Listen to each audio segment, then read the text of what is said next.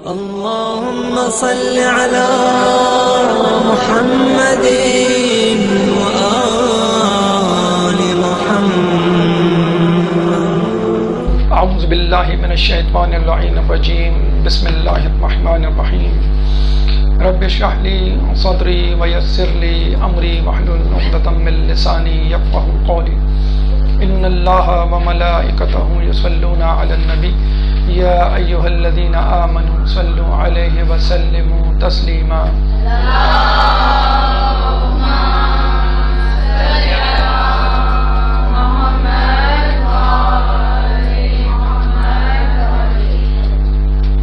رجب کے مہینے کی آمد ہے اور آپ لوگوں کو معلوم ہے کہ یہ مہینہ وہ مہینہ ہے کہ جس میں سب سے زیادہ معصومین کی ولادتیں آتی ہیں، اور ہمارے لیے یہ بہترین موقع ہے کہ ہم اس مہینے میں معصومین کی ولادتوں یا جو ایک شہادت آتی ہے اس میں ان کی سیرت طیبہ کا مطالعہ کریں اور ان کی حیات طیبہ سے جو نادر نگینے پیغامات اور پند و نصائح ہمیں حاصل ہوتے ہیں اس کو اپنی زندگی میں جاری و ساری کریں اور اپنی زندگی کے مسائل کو حل کرتے ہوئے تعلیمات اہل بیت کی روش پر چلنے کی کوشش کریں.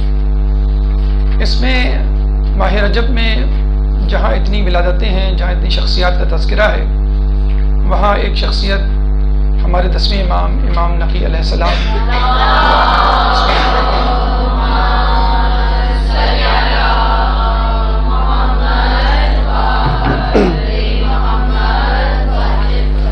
کا بھی ہے، اور ان کے حوالے سے یہ ایک بات یونیک ہے کہ اس مہینے میں نہ صرف ان کی ولادت ہے بلکہ شہادت بھی ہے. ولادت 5 رجب 214 ہجری اور شہادت 3 رجب 254 ہجری. 214 ایئرس یعنی ہجری کو پیدا ہوئے، 254 ہجری کو ان کا انتقال ہوا، شہادت ہوئی. تو یوں انہوں نے 34 سال کی عمر مبارک پائی، اور 34 سال 34 ایئرس بہت زیادہ عمر نہیں ہوا کرتی. ہمارے یہاں تو یوں سمجھ لیجیے تعلیم مکمل کرنے کے بعد انسان پریکٹیکل لائف میں آتا ہے اور ایک اپنی عملی زندگی کا آغاز کرتا ہے، اور اس عمر میں اللہ تعالیٰ ان کو واپس بلا لے. جس طرح ان سے پیش رو افراد نے شکوہ نہیں کیا کہ ہمیں اتنی سی کم عمر دی اور اس میں اتنے مشکلات کے مراحل اور اس میں امامت کا فریضہ، اس طرح آپ نے بھی کوئی گلہ شکوہ نہیں کیا، کیونکہ آپ کے نزدیک خود ایک بہت بڑی مثال آپ کے پدر بزرگوار کی تھی، امام تقی علیہ السلام کی، جو فقط 25 سال کی عمر میں جو ہے اس دار فانی سے کوچ کر گئے. تو اور اس سے بڑی مثال تو خود ان کی جدہ شہزادی کونین کی ہمیں ملتی ہے، جو فقط 18 سال میں اس دنیا سے کوچ کر گئی. تو ہمارے ائمہ شکوہ شکایت کرتے ہوئے نظر نہیں آتے کہ ہمیں بہت قلیل مدت دی گئی، حالات بہت خراب تھے، ہم اپنے جواہر کا مظاہرہ نہیں کر سکے. بلکہ دیکھا جائے تو جہاں زیادہ مشکلات ہوتی ہیں، کم وقت ہوتا ہے، وہیں اپنے جوہر کا مظاہرہ کرنا ہوتا ہے. اور آپ دیکھیں گے انشاءاللہ سیرت طیبہ کا جب ہم مطالعہ کریں گے، گفتگو کریں گے، تو جا بجا آپ کے جوہر ہمیں کھلتے ہوئے نظر آئیں گے. تو اتنی سی قلیل عمر میں انہوں نے ایسے کارنامے انجام دیے کہ یہ ثبوت کافی ہے آپ کی قابلیت کے لیے کہ لوگ آپ کو آپ کے نام نہیں بلکہ آپ کے القاب سے جانتے ہیں. اور القاب کا مطلب ہوتا ہے کام. جسے کہتے ہیں نا کہ لوگ نام نہیں دیکھتے، کام دیکھتے ہیں. تو اگر ہم کسی کے سامنے نام لیں علی، تو امیر المومنین کا نام آتا ہے، یا پھر امام علی رضا علیہ السلام کا نام آتا ہے، یا اس کے بعد علی بن حسین امام زین العابدین کا. تو یہ چوتھے علی تھے دیکھا جائے تو. امام علی نقی ان کا نام تھا، نقی ان کا یعنی لقب. تو یہ بھی ایک بہت بڑی فضیلت ہے کہ انسان اپنے نام کی بجائے اپنے القاب سے مشہور ہو. القاب سے مشہور ہونے کا مطلب ہے اپنے خصائص، اپنے فضائل، اپنے خصوصیات سے مشہور ہو. اور اس کا مطلب ہے کہ آپ نے اتنا زیادہ کام کیا، اتنے زیادہ جوہر آپ کے سامنے آئے کہ لوگ آپ کا اصلی نام بھول گئے. تو ان کے القابات کی طرف اگر ہم چلیں تو 10 یا 10 سے زیادہ القابات ہمیں جو ہے وہ نظر آتے ہیں، اور ہر لقب میں ایک خصوصیت، ایک فضیلت جو ہے وہ چھپی ہوئی ہے. مثلا خود ان کا نام تو نہیں لقب ہے لیکن بطور نام مشہور ہو گیا ہے. جیسے نقی، امام نقی علیہ السلام اکثر ہم کہتے ہیں، تو علی نقی ہے. نقی کا مطلب ہے پاک و پاکیزہ، پاک و صاف. پھر ایک لقب ہے ان کا ہادی، جو باقاعدہ نام کے طور پہ مشہور ہو گیا ہے، اور عراق میں، عرب ممالک میں ان کو امام ہادی کے نام سے پکارا جاتا ہے، کہ جو کہ لقب ہے. خود آخری امام زمانہ کا بھی لقب ہادی ہے. تو ہادی ان کا لقب ایک اور، یعنی ہدایت دینے والا. پھر ایک لقب ان کا ناصح، یعنی نصیحت کرنے والا. اور امام سے بڑا نصیحت کرنے والا کون ہو سکتا ہے، جو پوری امت کو نصیحت کرنے کے لیے بھیجا گیا ہے. پھر نجیب. نجیب آپ نے لفظ سنا ہوگا کہ جب ہم شادی کرتے ہیں تو یہ لفظ دہراتے ہیں کہ فلاں جو ہے وہ سید ہے نجیب الطرفین، یعنی دونوں طرف سے اچھی نسل، اچھے خاندان والا، شریف یا شرافت کا حامل خاندان. تو نجیب کا مطلب ہوتا ہے شریف یا شرافت والا. تو ناصح، نجیب. ایک لقب آپ کا امین، امانت دار، امانت کو رکھنے والا اور ویسے ہی واپس پلٹانے والا. جیسے خود رسول اللہ کا لقب امین و صادق. ہمارے معاشرے میں امین و صادق تو ایک لطیفہ بن گیا ہے، امین و صادق جو ہے وہ ایک سیاسی اصطلاح بن گئی ہے، مذاق بن گیا ہے. لیکن رسول اللہ کا لقب جو بعثت اسلام، یعنی اسلام سے پہلے، بعثت رسالت سے پہلے تھا، وہ امین و صادق تھا. تو خود آپ کا امام علی نقی کا جو لقب تھا وہ ایک امین بھی تھا. ایک آپ کا لقب تھا مؤتمن. مؤتمن یعنی جس پہ ٹرسٹ کیا جائے، جس پر اعتماد کیا جائے. ظاہر سی بات ہے آدمی امانت اسی کے پاس رکھوائے گا جس پر آدمی اعتماد کرے گا. آپ کا ایک لقب عالم. اچھا، عالم عام عالم نہیں کہ جس کو پڑھایا جائے پھر وہ علم حاصل کرے اور پھر جو عالم بنے، جبکہ ہمیں ملتا ہے کہ آپ کو کسی نے پڑھانے کی کوشش کی تو خود اس نے اعتراف کیا کہ میں نہیں پڑھا رہا تھا، یہ مجھے پڑھا رہے تھے. ایسے عالم تھے وہ، علم لدنی، علم غیب کے مالک جو ہمارے ائمہ اور معصومین ہوا کرتے ہیں. فقیہ، آپ نے سنا ہوگا یہ ان کا لقب تھا. فقیہ کہتے ہیں سوجھ بوجھ والے کو، لیکن شرعی اصطلاح میں فقیہ کا مطلب ہوتا ہے جو کہ شرعی مسائل کو جانتا ہو. بلکہ پہلے زمانے میں جو عالم ہوتا تھا وہ وہی ہوتا تھا جو فقیہ ہوتا تھا. اصل عالم فقیہ کو کہتے تھے. اور بعد میں پھر جو ہے وہ برانچز بن گئی، کسی نے اخلاقیات لے لی، کسی نے تفسیر لے لی، کسی نے تاریخ لے لی. تو فقیہ آپ نے سنا ہوگا جب امام حسین نے خط لکھا تھا حبیب ابن مظاہر کو تو لکھا تھا من الحسین الی الرجل الفقیہ، کہ حسین کی طرف سے ایک مرد فقیہ کی طرف، یعنی سیاسی دینی بصیرت اور سوجھ بوجھ والا. پھر آپ کا ایک لقب جو ہمیں ملتا ہے عالم اور فقیہ کے بعد، وہ ایسا لقب ہے کہ جس کو امام نے چھپانے کی درخواست کی تھی اور لوگوں سے کہا تھا کہ اس نام سے مجھے اس لقب سے نہیں پکارا کرو، اور وہ تھا متوکل. اور متوکل کا جو اگر آپ وہ نکالیں اوریجن تو توکل سے نکلا ہے، یعنی توکل یعنی توکل اللہ پہ توکل. تو جو شخص بھی توکل اللہ کرے گا، اللہ پہ توکل کرے گا، متوکل کہلائے گا. اس زمانے میں بادشاہ تھا متوکل، اور وہ اتنا ظالم، اتنا شقی بادشاہ تھا کہ اس کو یزید ثانی کہا جاتا تھا. خود امام کے زمانے میں بھی موجود رہا وہ. تو امام نے کہا تھا کہ مجھے اس نام سے، اس لقب سے نہیں پکارا کرو کہ لوگ مشتبہ نہ ہو جائیں، اشکال کا مشوش نہ ہو جائیں، اشکال کا شکار نہ ہو جائیں کہ یہ وہی ہیں یا وہ یہ ہے، یا یہ ان کو پسند کرتے ہیں، یا ان میں کوئی رابطہ ہے، کوئی رشتہ داری ہے، یا کوئی جسے کہتے ہیں کوئی اشتراک ہے. ایک لقب امام کا ہمیں ملتا ہے اور وہ ہے عسکری. چونکہ آپ سامرہ کے شہر عسکری میں رہا کرتے تھے کہ جہاں پہ فوجی چھاونی تھی. عربی میں فوجی یا فوج سے متعلق اشیاء، چیز یا شخص کو عسکری کہا جاتا ہے. جناب عائشہ کا جو اونٹ تھا جنگ جمل میں جو استعمال ہوا تھا وہ عسکر نامی اونٹ تھا. اب وہ پتہ نہیں جنگ جمل میں استعمال ہونے کے بعد عسکر کہلایا یا پہلے سے اس میں جنگی صلاحیت تھی. بہرحال ہمارے یہاں بھی ریزیڈینشیل ایریاز ہیں، عسکری 1، عسکری 2، عسکری 3، یہ یعنی فوج سے متعلق. تو وہ جگہ ایسی تھی جہاں پہ فوج کی ٹریننگ ہوتی تھی، فوجی چھاونی تھی بادشاہوں کی، اس لیے آپ کا نام عسکری، بلکہ آپ کے بعد جو آپ کے صاحبزادے یعنی ہمارے 11ویں امام حسن عسکری علیہ السلام تھے، وہ وہیں رہا کرتے تھے، دونوں باپ بیٹے وہیں رہے، اور ان کا جو ہے انتقال، ان کی شہادت وہیں پر ہوئی، اور دونوں کا جو ہے قبر مزار، قبر مبارک جو ہے وہ سامرہ میں اسی علاقے میں، یعنی عسکری نامی علاقے میں، اس لیے دونوں کو ملا کے ہم عسکرین کہتے ہیں۔ جس طرح ہم امام موسیٰ کاظم علیہ السلام اور امام تقی علیہ السلام یعنی دادا اور پوتے کو ملا کر کاظمین کہتے ہیں، اور دونوں بغداد کے علاقے کاظمین میں موجود ہیں، مدفون ہیں۔ تو یہ آپ کے القاب تھے، اور آپ نے دیکھا کتنی کثرت سے ان کے القاب تھے، اس سے زیادہ القاب ہوں گے۔ یہ اس بات کی غمازی کرتا ہے کہ آپ اپنے نام سے زیادہ اپنے کام، اپنے جوہر، اپنی فضائل اور اپنی خصوصیات سے زیادہ معروف تھے لوگوں کے درمیان۔ کنیت آپ کی ابو الحسن تھی، لیکن اس سے پہلے ابو الحسن امام موسیٰ کاظم علیہ السلام کو بھی کہا جاتا تھا، اس لیے ان کو ابو الحسن اول کہا گیا۔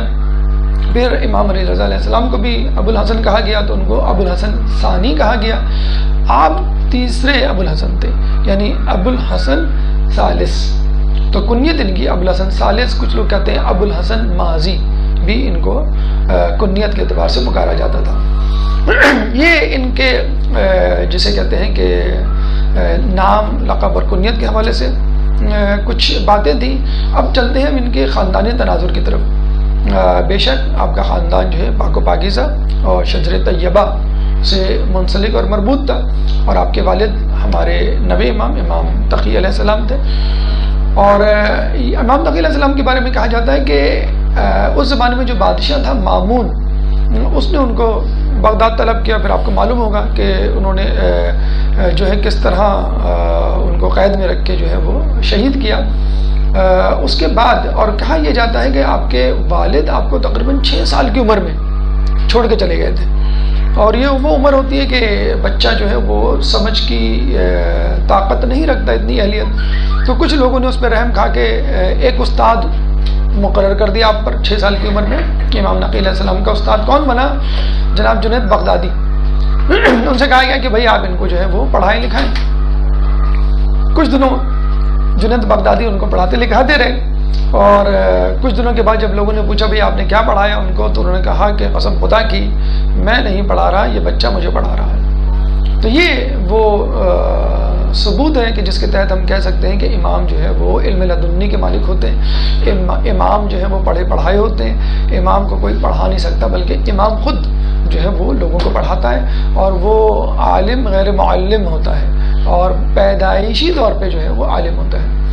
آپ کی والدہ کے بارے میں ملتا ہے کہ آپ مغرب سے تعلق رکھتے تھی، اس لیے آپ کا نام سمانہ مغربیہ تھا، اور یہ بھی ایک دلیل ہے امام کی شادی جب سمانہ مغربیہ سے ہوئی کہ آپ کو بہت زیادہ شادی کے معاملے میں رجڈ نہیں ہونا چاہیے، جیسے کچھ لوگ ہوتے ہیں کہ بھی اپنی خاندان میں کریں گے، کچھ لوگ کہتے ہیں کہ بھی ہم سیدوں میں کریں گے، نجم الطرفین میں کریں گے۔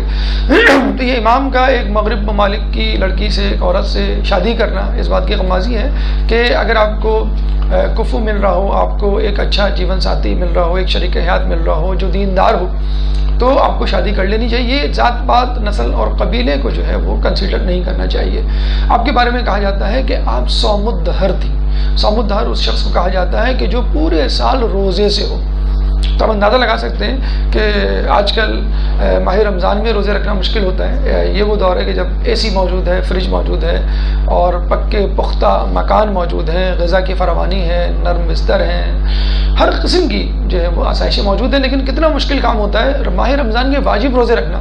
اور اس زمانے میں جب عورتیں جو ہے وہ چکی پیسا کرتی تھیں، عورتیں جو ہے وہ گھر کے سارے کام کیا کرتی تھیں، کوئی مشین یا مشینی دور نہیں تھا، تو اس دور میں بدستور مسلسل روزے رکھنا سوائے حرام دنوں کے روزوں کے، یعنی عید الفطر اور عید الاضحیٰ۔ تو صوم الدہر دی علماء عالم فرماتے ہیں کہ اگر کوئی شخص بہت دل سے چاہتا ہو کہ میں روزے رکھوں، ماہ رمضان کے علاوہ مستحب روزوں کی بہت امید ہے، بہت فضیلت ہے، بہت تاکید ہے اور بہت ثواب ہے۔ کہتے ہیں کہ ایک اگر مستحب روزہ رکھا جائے تو وہ دنیا بھر کے وزن کے سونے کے برابر ہوگا، یعنی پوری دنیا کو اگر تولا جائے اور اس میں سونا رکھا جائے تو اتنا ثواب سب فقط ایک روزے کا ہوتا ہے۔ تو تو ایک ایک شارٹ کٹ علماء بتاتے ہیں، اور یہ شارٹ کٹ ہمیں خود رسول اللہ کے صحابی شیخ الصحابہ جنہوں کہا جاتا ہے سلمان فارسی سے ملتا ہے، کہ جب رسول اللہ نے پوچھا کہ تم میں سے کون ہے جو سال بھر روزے رکھتا ہے، تو سلمان فارسی نے کہا میں روزے رکھتا ہوں. تو کسی نے ان کو ٹوکا کہ بھائی آپ جو ہے، میں نے دیکھا ہے کہ آپ دن میں کھاتے پیتے ہیں، کئی مرتبہ میں نے آپ کو دیکھا کھاتے پیتے. تو انہوں نے کہا کہ میں کم از کم مہینے میں 3 روزے ضرور رکھتا ہوں، اور اللہ تعالیٰ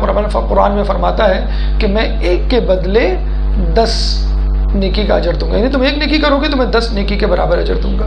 تو جب میں ایک روزہ رکھتا ہوں تو اللہ تعالیٰ سے توقع کرتا ہوں کہ مجھے 10 روزے کے برابر ثواب دے. جب میں 2 رکھتا ہوں تو 20، اور 3 رکھتا ہوں تو 30. تو ہر مہینے انشاءاللہ مجھے امید ہے اللہ تعالیٰ مجھے 30 روزوں کا ثواب مل جائے گا. اس طرح میرے 30 روزے ہو گئے. تو ہمیں کوشش کرنی چاہیے. اب تو ویسے بھی رجب کا مہینہ ہے، آپ کو ایک وارم اپ ایکسرسائز کروائی جا رہی ہے کہ آپ روزے رکھنے شروع کریں. بہت زیادہ تاکید ہے رجب میں، پھر اس کے بعد شعبان ہے، پھر اس کے بعد ماہ رمضان ہے، بالکل اسی سیکوینس میں ہے، شدت سے اور اسی فضیلت سے کہ ماہ رمضان میں سب سے زیادہ فضیلت بلکہ واجب ہے روزے رکھنا، پھر اس کے بعد شعبان، اس کے بعد ماہ رجب. تو اگر ابھی تک نافلہ روزوں کی آپ کو عادت نہیں ہوئی ہے تو ماہ رجب اب پیر سے انشاءاللہ شروع ہونے والا ہے، اس سے شروع کر دیجئے جتنے روزے رکھنا چاہتے ہیں. شعبان میں رکھیے، بلکہ یہ کہا گیا ہے کہ شعبان کے روزے رسول اللہ اس طرح رکھا کرتے تھے، اس کو ماہ رمضان سے ملا دیا کرتے تھے. تو بہرحال یہ زمانہ مغربیہ تھی. اس زمانے میں امام کی ایک اور بیوی تھی ام الفضل، جو کہ شاہی خاندان سے تعلق رکھتی تھی. بغداد کے عشرت قدیم میں انہوں نے گزاری زندگی، لیکن امام کو پسند نہیں آئی. جب وہ مدینے آ گئے اپنے شریعت قدیم میں، تو وہاں کی زندگی جو ہے وہ ابو الفضل کو جو ہے وہ پسند نہیں آئی، اور اس نے اپنے والد سے، پھر اس کے بعد اپنے چچا سے بہت زیادہ شکایت کی، اور پھر جو ہے وہ امام تقی علیہ السلام کو جو ہے وہ زندان کی زندگی گزارنی پڑی، اور پھر بعد میں وہ شہید بھی ہوئے. بہرحال خاندان میں اگر ہم بات کریں تو آپ کی اولاد کے حوالے سے جو سب سے مشہور اولاد خود ہمارے 11ویں امام حسن عسکری علیہ السلام تھے. ایک درود پڑھ دیں اللہ صلی علیہ.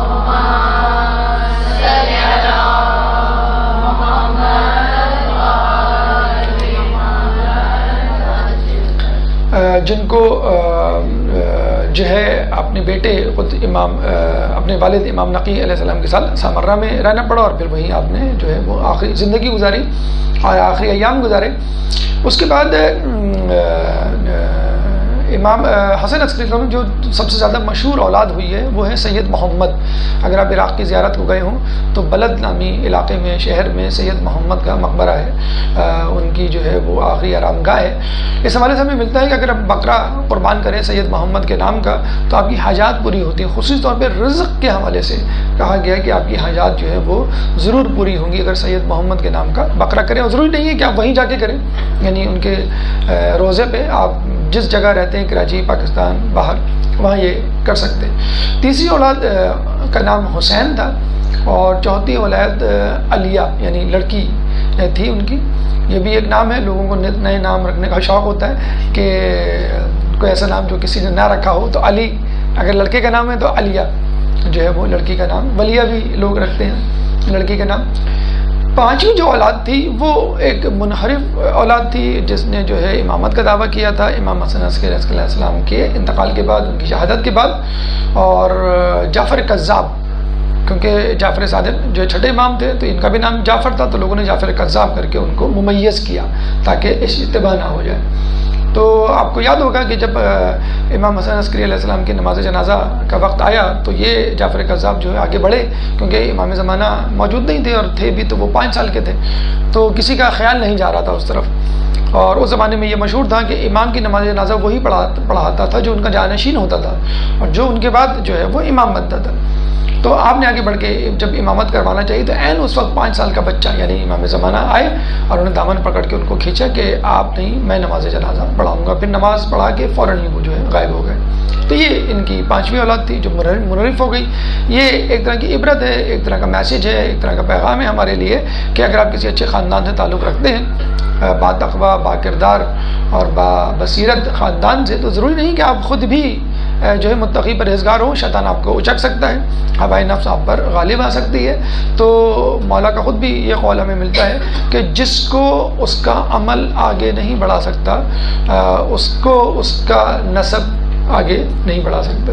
نہیں جو خود عمل کر کے آگے نہیں بڑھ سکتا تو وہ یہ امید نہ کرے کہ میں قیامت کے دن یا خود زندگی میں دنیا میں جو ہے وہ اپنے باپ دادا کے نام پر شہرت پا جاؤں گا، یا لوگ جو ہے مجھے باپ دادا کے نام پر مجھے جو ہے وہ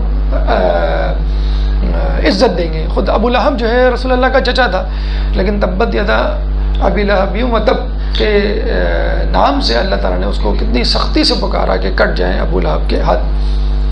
تو یہ امام کا خاندانی تناظر تھا.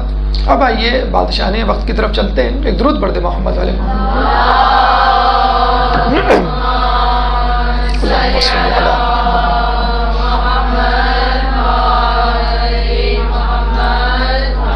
دیکھیے آپ نے یہ سنا ہوگا کہ لکل فرعون موسیٰ، ہر فرعون کے لیے ایک موسیٰ ہے.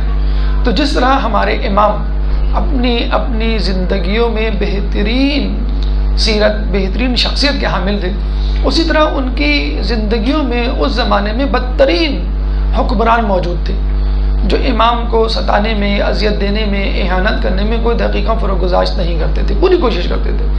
لیکن لوگوں نے دیکھا کہ امام کے جوہر مصائب کے ساتھ اور کھل کے سامنے آتے تھے. جیسے امام حسین علیہ السلام کے جوہر کربلا نہ ہوتی تو جوہر کھل کے اتنے سامنے نہ آتے جتنا کربلا میں سامنے آئے. اسی طرح ہر دور میں امام کو جو ہے بد سے بدترین جو ہے وہ بادشاہ کا، حکمران کا، حاکم کا سامنا کرنا پڑا، جنہوں نے جو ہے کوئی کمی نہیں کی آپ کو اذیت دینے میں. اور ہم نے دیکھا کہ امام نے کس طرح ان اذیتوں کو سہا اور ان اذیتوں کو سہتے ہوئے اپنے کام کو جو ہے وہ پھیلایا اور دعوت دین جو ہے لوگوں کو مسلسل دی. تو سب سے پہلے جو شخص ہمیں ملتا ہے آپ کے دور میں بادشاہوں میں، وہ مامون ملتا ہے، جس کے دور میں آپ پیدا ہوئے. اور مامون کے بارے میں آپ کو معلوم ہے کہ یہ امام، ہمارے 8ویں امام علی رضا علیہ السلام کا قاتل تھا. پہلے اس نے ولی عہدی دی اور پھر بہانے سے ان کو قتل کیا، لوگوں کو یہ تاثر دینے کے لیے کہ میں جو ہوں ان کو کیسے قتل کر سکتا ہوں، میں تو ان کو ولی عہد اور اس کے بعد بادشاہ بنانا چاہتا تھا، میں نے ان کو ولی عہد بھی بنایا. اس کے بعد جو بادشاہ میں ملتا ہے وہ معتصم ملتا ہے، جو ان کے والد یعنی امام تقی علیہ السلام کا قاتل تھا. معتصم کے بعد جو ہمیں بادشاہ ملتا ہے مختصر مدت کے لیے وہ ہے واثق باللہ. یہ بھی پوری کوشش کیا کرتا تھا کہ امام کو کس طرح بہانے سے دربار میں بلائے اور ان کی کسی طرح اہانت اور تذلیل کرے، لیکن خود ذلیل ہوا کرتا تھا. اس کے بعد جو چوتھا بادشاہ گزرا ہے وہ تھا متوکل. متوکل کے بارے میں کہا جاتا ہے کہ اس کو یزید ثانی کا لقب دیا گیا اور یہ بنو عباس کا یزید تھا. بلکہ کچھ لوگ تو کہتے ہیں کہ یہ یعنی متوکل یزید سے زیادہ بدتر تھا، کیونکہ یزید نے تو زندہ امام کو تکلیف اذیت دی، اس متوکل عباسی نے جو زندہ امام اس دنیا سے جا چکے تھے ان کو تکلیف دی. ان کے قبر مبارک پہ جو حل چلائے، ان کے قبر مبارک پہ نہر کا پانی چھوڑا اور پتہ نہیں کیا کچھ نہیں کیا. یہ اتنا زیادہ بد کردار تھا، اتنا زیادہ شقی تھا، اتنا زیادہ ناصبی اور دشمنی اہل بیت تھا کہ کسی امام اور اہل بیت کی زندگی اور امام کا وجود تو بہت دور کی بات، ان کی تعریف تک نہیں برداشت کرتا تھا. تو اس زمانے میں اس کا ایک وزیر ہوا کرتا تھا ابن سکیت، جو دوست اہل بیت تھا اور امام کا چاہنے والا تھا اور بہت بڑے عالم تھے. ابن سکیت نام ان کا کچھ اور تھا، لیکن تاریخ میں ابن سکیت ابن یعقوب یعنی نام ہمیں نہیں ملتا، کیونکہ خاموش پسند تھے، بہت زیادہ خاموشی جو اختیار کیا کرتے تھے، بہت کم بولتے تھے، لیکن بڑے پائے کے بزرگ تھے، بہت بڑے عالم تھے. تو متوکل نے ان کو یہ کہا کہ آپ جو ہے میرے 2 بچوں کو تعلیم دیں. تو ابن سکیت نے ان دونوں بچوں کو تعلیم دی. اس طرح والدین پوچھتے ہیں کہ بھئی ہمارے بچے کیسے جا رہے ہیں اور کیا پروگریس ہے. تو ابن سکیت نے کہا اچھے جا رہے ہیں ماشاءاللہ، اب کافی امپروو کیا اور بہت زیادہ میں نے ماشاءاللہ پڑھا دیا اور کافی پڑھ لیا ہے. تو اب ایک دم سے اس کا جو ہے وہ دماغ جو ہے وہ عرش پہ پہنچ گیا. متوکل کا کہنے لگا کہ یہ بتاؤ کہ میرے دونوں بچے زیادہ بہتر ہیں یا حسن و حسین زیادہ بہتر ہیں. اب دیکھیے، تو اب آپ دیکھیے ایک شخص جو ابن سکیت کے نام سے مشہور ہے، سامت رہتا ہے، بولتا نہیں، خاموش پسند ہے. تو اس وقت ابن سکیت سے چپ نہیں رہا گیا. حالانکہ وہ چاہتے تو تقیہ کر سکتے تھے، ہوں ہاں کر کے بات کو ٹال سکتے تھے، توریہ کر سکتے تھے، لیکن ہمارے ہاں جہاں تقیہ واجب ہے، کچھ موارد میں تقیہ حرام ہے. وہاں پہ ضروری ہے کہ اصل بات کو حق بات کو جو ہے آشکار کیا جائے، چاہے آپ کی جان کیوں نہ چلی جائے۔ امام حسین کی جو قربانی ہمیں کربلا میں ملتی ہے وہ یہی تھی کہ جان کیوں نہ چلی جائے، ہمیں کلمہ حق جو ہے وہ بلند کرنا ہے، ہمیں کوئی مصالحت نہیں کرنی۔ تو ابن سکید سے پوچھا گیا تو ابن سکید نے بات کو آئی گئی کرنے کے بجائے واضح طور پہ کہا، اور ایسا جملہ کہا کہ اس کے بعد گنجائش نہیں تھی ان کے زندہ رہنے کی، کیونکہ بادشاہ بہت ناراض ہوا اور بہت آگ بگولا ہوا ان کا یہ جواب سن کے۔ کیا جواب تھا کہ تو کیا، تیرے بچے کیا، تو خود، علی تو کیا، حسین تو کیا، علی تو کیا، علی کے غلام قمبر سے بھی بدتر ہے۔ یعنی تیرے بچوں کی بات چھوڑیے، ہم تو تیری بات کریں گے، اور تجھ سے کمپیئر کس کو کریں گے؟ علی کو نہیں، حسین کو نہیں، علی کو نہیں، بلکہ ان کے غلام قمبر کو، اور پھر یہ کہیں گے کہ قمبر بھی تجھ سے افضل ہے۔ تو جب اس نے یہ سنا، کہاں بادشاہ اور کہاں غلام، مطلب اس میں تو وہ کوئی سیرت کا تقابل تو درپیش نہیں تھا، وہ تو آگ بگولا ہو گیا کہ مجھے جو ہے غلام سے ملا دیا۔ تو اس نے آپ کی زبان کو گدی سے، یعنی یہاں سے نکلوا لیا، اور پھر جو ہے وہ قتل کروا دیا بے دردی سے۔ تو یہ امام کی تعریف تک سننا پسند نہیں کرتا تھا، بلکہ اگر امام آ جائیں تو کوشش یہ کیا کرتا تھا کہ کوئی ان کے لیے کھڑا نہ ہو، کوئی ان کے لیے دروازہ نہ کھولے، کوئی ان کے لیے پردہ نہ ہٹائے۔ ایسے ہم ہوتے ہیں نا کہ کوئی بزرگ، کوئی اہم شخصیت آپ کے گھر میں آتا ہے تو ہم فوراً کھڑے ہو جاتے ہیں اور ان کو رسپیکٹ دیتے ہیں اور آگے پیچھے گھومتے ہیں، کوئی چیز نہیں چاہیے تو ان کو ان کے ہاتھ میں دیتے ہیں۔ تو اس نے دیکھا کہ دربان جو ہے وہ امام کے آنے پر پردہ اٹھا دیتا ہے، تاکہ امام کو یہ زحمت بھی نہ ہو کہ وہ پردہ اٹھائے۔ تو اس نے سختی سے کہا متوکل نے کہ جب امام آئے تو تمہیں پردہ اٹھانے کی ضرورت نہیں، جس طرح ایک عام آدمی آتا ہے پردہ اٹھا کر بس وہ آئے۔ تو امام جب آنے لگے، اس وقت وہ اتفاق سے موجود نہیں تھا دربار میں، تو متوکل کے دربار میں جیسے کہتے ہیں نا کامنٹری کرنے والے، تو لکھنے والے موجود ہوتے تھے جو لکھتے تھے کہ دربار میں کون آیا، کون گیا، کس کے ساتھ کیا سلوک کیا گیا، کس نے کیا کہا، کیا جواب دیا گیا، کیا انعام، کیا سزا۔ تو لکھنے والے نے لکھ کے بھیجا کہ امام آئے تھے، اور جب امام داخل ہونے لگے تو آپ نے منع کیا تھا سختی سے پردہ نہ اٹھانا، تو امام جیسے داخل ہونے لگے ایک ہوا چلی اور پردہ خود بخود اٹھ گیا، اور امام جو ہے وہ اندر داخل ہو گئے۔ تو اس نے کہا کہ اس کے بعد جب گئے ہوں گے تب تو ایسا نہیں ہوا ہوگا، تو اس نے کہا جب امام جانے لگے تو دوسری طرف سے ہوا چلی اور پردہ جو ہے وہ دوسری طرف اڑ گیا، اور امام جو ہے بغیر پردے کو ہاتھ لگائے۔ تو امام کی ہیبت ہوا کرتی تھی کہ اگر وہ کہیں بیٹھے ہوں تو تمام لوگ خاموش ہوتے تھے، اگر وہ کہیں سے آئیں کسی محفل میں اور لوگ بیٹھے ہوئے ہوں تو وہ کھڑے ہو جاتے تھے، لوگ اگر سواریوں میں ہوتے تھے تو لوگ سواری سے اتر جایا کرتے تھے۔ تو اتنا زیادہ احترام تھا، بلکہ یہ بھی دیکھا گیا ہے کہ ایک شخص جو ہے وہ محفل میں ہنسی مذاق کر رہا تھا، جب امام آ کے بیٹھے تو اس کا ہنسی مذاق چلتا رہا۔ ہمارے یہاں ہوتا ہے نا، اب تو ہمارے یہاں بالکل رائج ہے، امی ابو آ جائیں، چچا آ جائیں، پھپھو آ جائیں، آپ جو ہے وہ ٹانگ پہ ٹانگ رکھ کے بیٹھے ہوتے ہیں، ٹیک لگا کے بیٹھے ہوتے ہیں، آئس کریم کھا رہے ہوتے ہیں، ٹی وی پہ آپ کی جو ہے وہ نگاہیں ہوتی ہیں، اور ہنسی مذاق چل رہا ہوتا، کوئی ادب نہیں، کوئی احترام نہیں، کوئی سلام دعا نہیں۔ تو ایک شخص بہت زیادہ ہنسی مذاق کر رہا تھا، تو لوگوں نے اس کو کہا کہ بھئی تم خاموش ہو جاؤ، امام آ گئے ہیں اور ان کا ادب احترام کرو، لیکن وہ نہیں رکا۔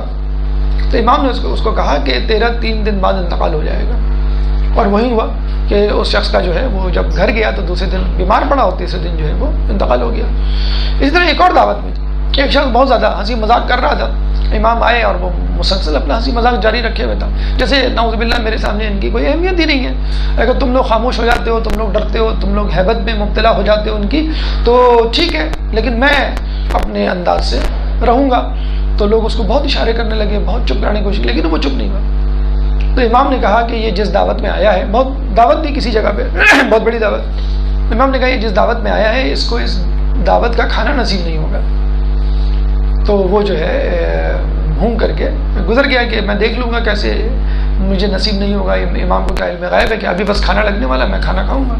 تو کہتے ہیں وہ اٹھا، اس نے ہاتھ دھوئے، جیسے ہی کھانے کا جو ہے دور شروع ہوا، اس کا غلام بھاگتا ہوا آیا اس کے گھر سے، کہنے لگا کہ جلدی چل، تیری ماں چھت سے گر گئی ہے اور اس کی حالت بہت خراب ہے۔ تو وہ ہاتھ دھلے ہوئے تھے اور کھانا کھانے کے لیے وہ بیٹھ رہا تھا، اور وہ بھاگا اپنے گھر کی طرف۔ تو یہ امام کی جسے کہتے ہیں کہ احترام نہ کرنے کی سزا تھی، جو غیب کی طرف سے لوگوں کو ملا کرتی تھی۔ بہرحال تو ہم یہ بات کر رہے تھے کہ متوکل وہ شخص تھا کہ جو امام کی تعریف بھی برداشت نہیں کرتا تھا، امام کا عزت احترام بھی برداشت نہیں کرتا تھا، اور اگر کوئی تعریف کرتا تھا تو اس کو سخت سزا دیتا تھا، موت کی نیند جو ہے وہ سلا دیا کرتا تھا۔ کہا یہ جاتا ہے کہ جب یہ دیکھتا تھا کہ امام حسین کی قبر پہ زائرین کا تانتا بندھا ہوا ہے، ایک کے بعد لوگ آ رہے ہیں، اور رات ہو یا دن، سردی ہو یا گرمی، بارش ہو یا خشک سالی، امام کا روزہ بھرا ہوا رہتا ہے زائرین سے۔ جبکہ ہمارے بادشاہ، ہمارے جد، یعنی جو اس سے پہلے بادشاہ گزرے ہیں، یعنی معتصم گزرا ہے آپ کا، مامون گزرا ہے، ہارون گزرا ہے، ان کے جو روزے وہ تھے، مزار، وہ بالکل ویرانی کی شکل اختیار کر گئے تھے۔ کوئی جو ہے وہ ان کے پاس نہیں جاتا تھا، کوئی ان کی قبر پہ حاضری نہیں دیتا تھا، نہ ان کا کوئی نام لیوا تھا۔ وہ بڑا پریشان ہوا، پہلے تو لوگوں کو لالچ دیا، بہت مجبور کیا سختی سے، پھر لالچ دیا کہ بھی کسی طرح آپ جو ہے وہ آئیں اور زیارت کریں ہمارے جد کی قبر کی۔ لوگ پھر بھی نہیں آئے، تو اس نے کہا کہ یہ نعوذ باللہ یہ ساری جو برائی فساد کی جڑ ہے امام کی قبر مبارک ہے، اس کو تباہ کر دو، اس کو تہس نہس کر دو۔ جیسے آج کل آل سعود مسلسل کوشش میں لگے ہوئے، جنید باقی کو جس طرح منہدم کیا، اور یہ بھی کہا جاتا ہے کہ وہ مسلسل اس بات کی کوشش میں کس طرح مسجد نبوی کو مسمار کر دیا جائے، یعنی قبر مبارک رسول کو مسمار کر دیا جائے، مسجد نبوی کو نہیں، یعنی روضہ رسول کو، کہ لوگ یہاں پہ بھی نہیں آئے۔ لیکن لوگوں کی بہت زیادہ جو وہ ہو سکتی ہے، جسے کہتے ہیں کہ ریئیکشن لوگوں کا، اس سے وہ ڈرتے ہیں۔ تو اس نے کیا کیا، امام حسین علیہ السلام کے روزے کو تباہ کرنے کی سازش کی، اور نہر علقمہ کا رخ جو ہے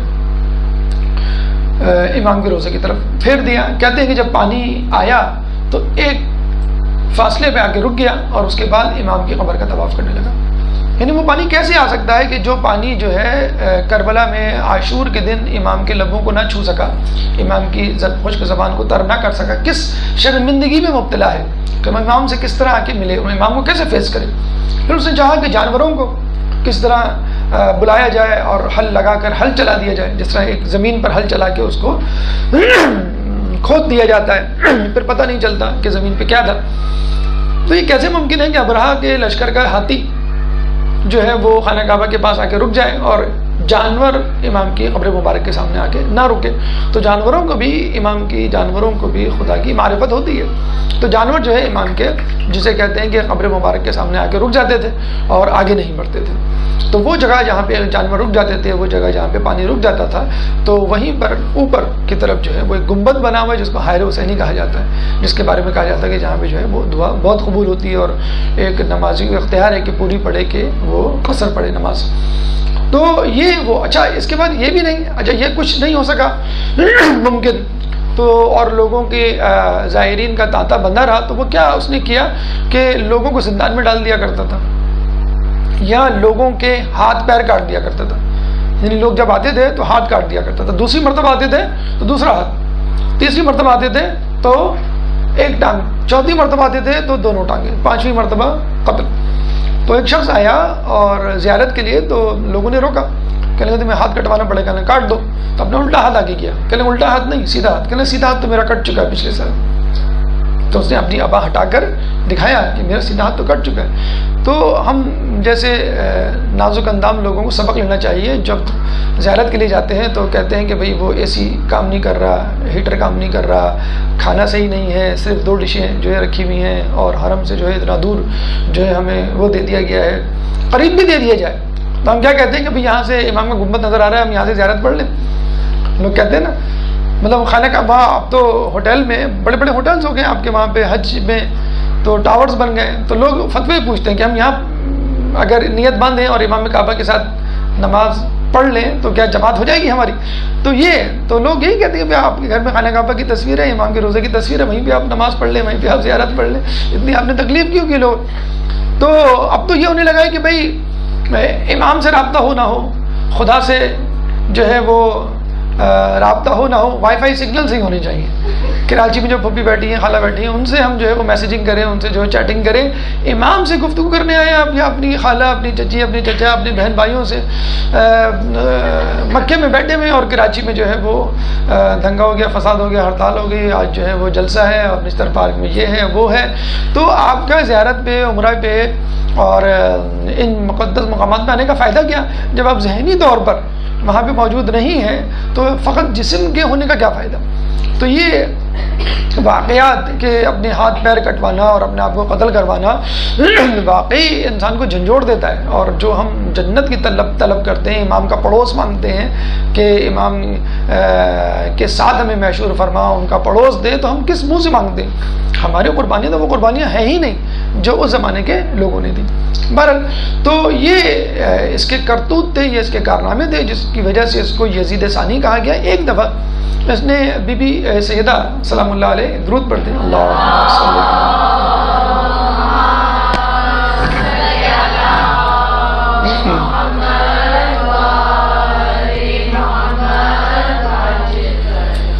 آپ کی شان میں گستاخی کی.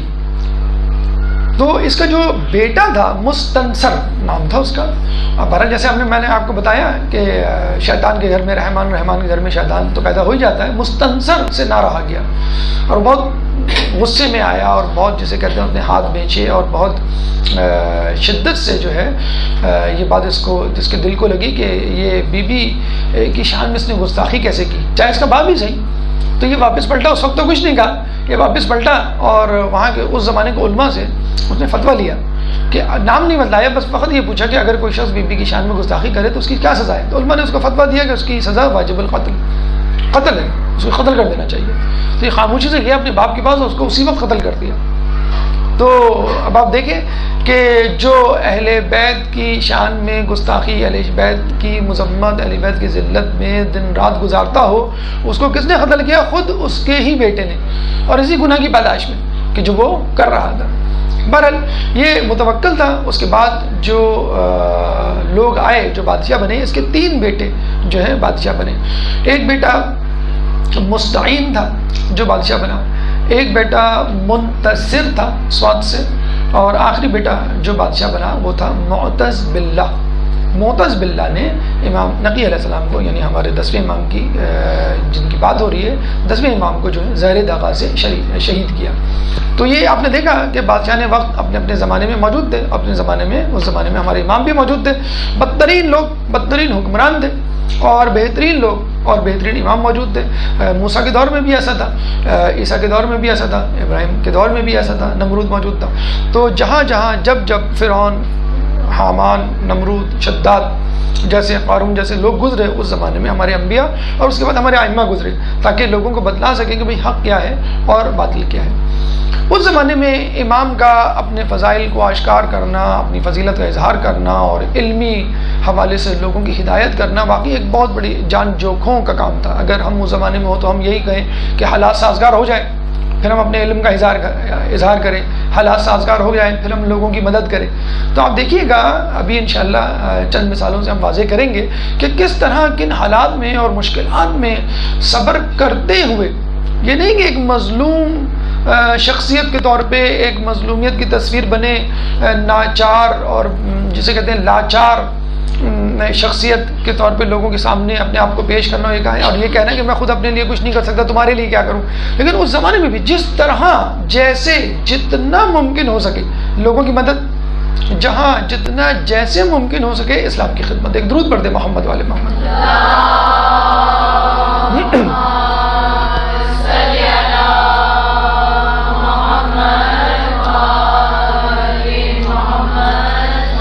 یہ امام کے علمی کمالات کی طرف دیکھیے. امام جس منبر، جس مقام، جس مرتبے کے حامل تھے وہ سلونی قبل ان تفقدونی کے کہنے والے شخص کا دیا ہوا تھا. آپ کے جد امام علی سلونی قبل ان تفقدونی اپنے زمانے میں کہا کرتے تھے. اور ابھی میں کلپ دیکھ رہا تھا جاوید اقبال، علامہ اقبال کے صاحبزادے جاوید اقبال کی، تو وہ یہ بتلا رہے تھے کہ خلفاء کے دور میں امام علی نے باقاعدہ ایک عدالت لگائی ہوئی تھی جس کا نام تھا ناظر المظلوم. ناظر کہتے ہیں دیکھنے والے کو، مظلوم یعنی مظلوم، تو مظلوموں کو دیکھنے والا یعنی جس پر اگر کوئی ظلم ہوا ہو کسی وجہ سے سہمن یا عمدن تو اس کو علی کی عدالت میں لایا جاتا اور علی جو ہے وہ صحیح فیصلہ کیا کرتے تھے. تو اس دور میں بھی اگر کوئی فیصلے غلط ہو جایا کرتے تھے تو علی کے پاس، جس طرح ہمارے یہاں نہیں ہوتا ہے ہائی کورٹ نے فیصلہ دے دیا تو وہ سپریم کورٹ میں مقدمہ دائر کرتے تھے، اپیل دائر کرتے تھے، کرتے ہیں آج کل. کہ بھئی یہ ہائی کورٹ نے فیصلہ دیا اور ہم متفق نہیں ہیں، آپ بتائیں. تو پھر سپریم کورٹ جو فیصلہ کرتی ہے وہ جو ہے فائنل ہوتا ہے. تو اس دور میں بھی اگر کوئی فیصلہ غلط ہو جایا کرتا تھا تو علی کی عدالت میں یعنی سپریم کورٹ میں آیا کرتا تھا کہ بھئی آپ بتائیں ہم کیا فیصلہ کریں. اور یہی وجہ تھی کہ لوگوں کو کہنا پڑا لولا علی لہلک عمر. اور ایک مرتبہ نہیں، دو مرتبہ نہیں، تاریخ یہ بتلاتی ہے کہ 70 مرتبہ خلیفہ دویم نے یہ جملہ کہا. یعنی 70 مرتبہ اس طرح کے فیصلے مولا علی نے کیے اور لوگوں نے سکون کا سانس لیا اور صحیح فیصلے سے لوگوں کی مولا علی نے جان بچائی اور عدل پر جسے کہتے ہیں کہ مسئلے کو حل کیا. تو یہی کچھ اس کے بعد کے ائمہ کے دور میں بھی ہوا کہ بادشاہ کو، لوگوں کو جب بھی امام کی ضرورت پڑتی وہ امام کے پاس آتے. لیکن جیسے آپ کو معلوم ہے کہ لوگوں نے جس طرح ہمارے ائمہ کی قدر نہیں کی اس طرح ان کی صلاحیتوں کی بھی قدر نہیں کی. ٹھیک ہے، آپ مولا کو اپنا امام نہیں مانتے، خلیفہ نہیں مانتے، تو کم از کم ان کی علم کی قدردانی کریں اور اس علم سے جو ہے فائدہ اٹھائیں. تو ہم دیکھتے ہیں کہ جب مولا یہ اعلان کیا کرتے تھے کہ سلونی سلونی قبل ان تفقدونی، کہ پوچھ لو اس سے پہلے میں گزر جاؤں، تو لوگ کیا سوال کرتے تھے؟ میرے سر پہ بال کتنے؟ مولا کہتے تھے سلونی سلونی قبل ان تفقدونی، تو لوگ کیا پوچھا کرتے تھے؟ میری بھیڑ بکریاں گم ہو گئی، آپ بتائیں کہاں ہے میری بھیڑ؟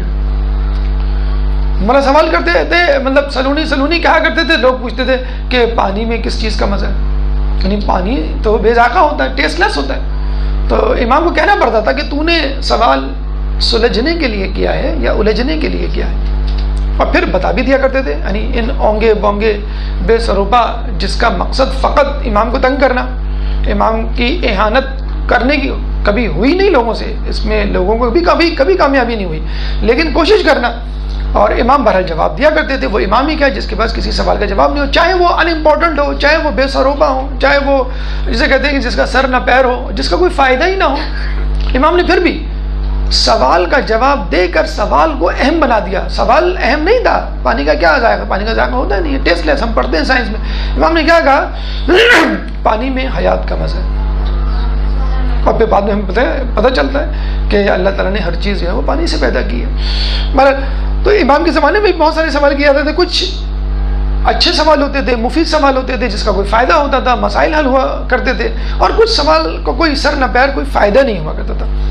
تو امام ان سوالوں کے بھی جواب دیا کرتے تھے. اچھا، کچھ سوال ایسے ہوتے تھے کہ جن کا جواب آدمی، ایک عام انسان دے ہی نہیں سکتا جب تک اس کا خدا سے رابطہ نہ ہو، اور امام کا ہی خدا سے رابطہ ہو سکتا ہے، یعنی علم غیب پر مشتمل سوالات.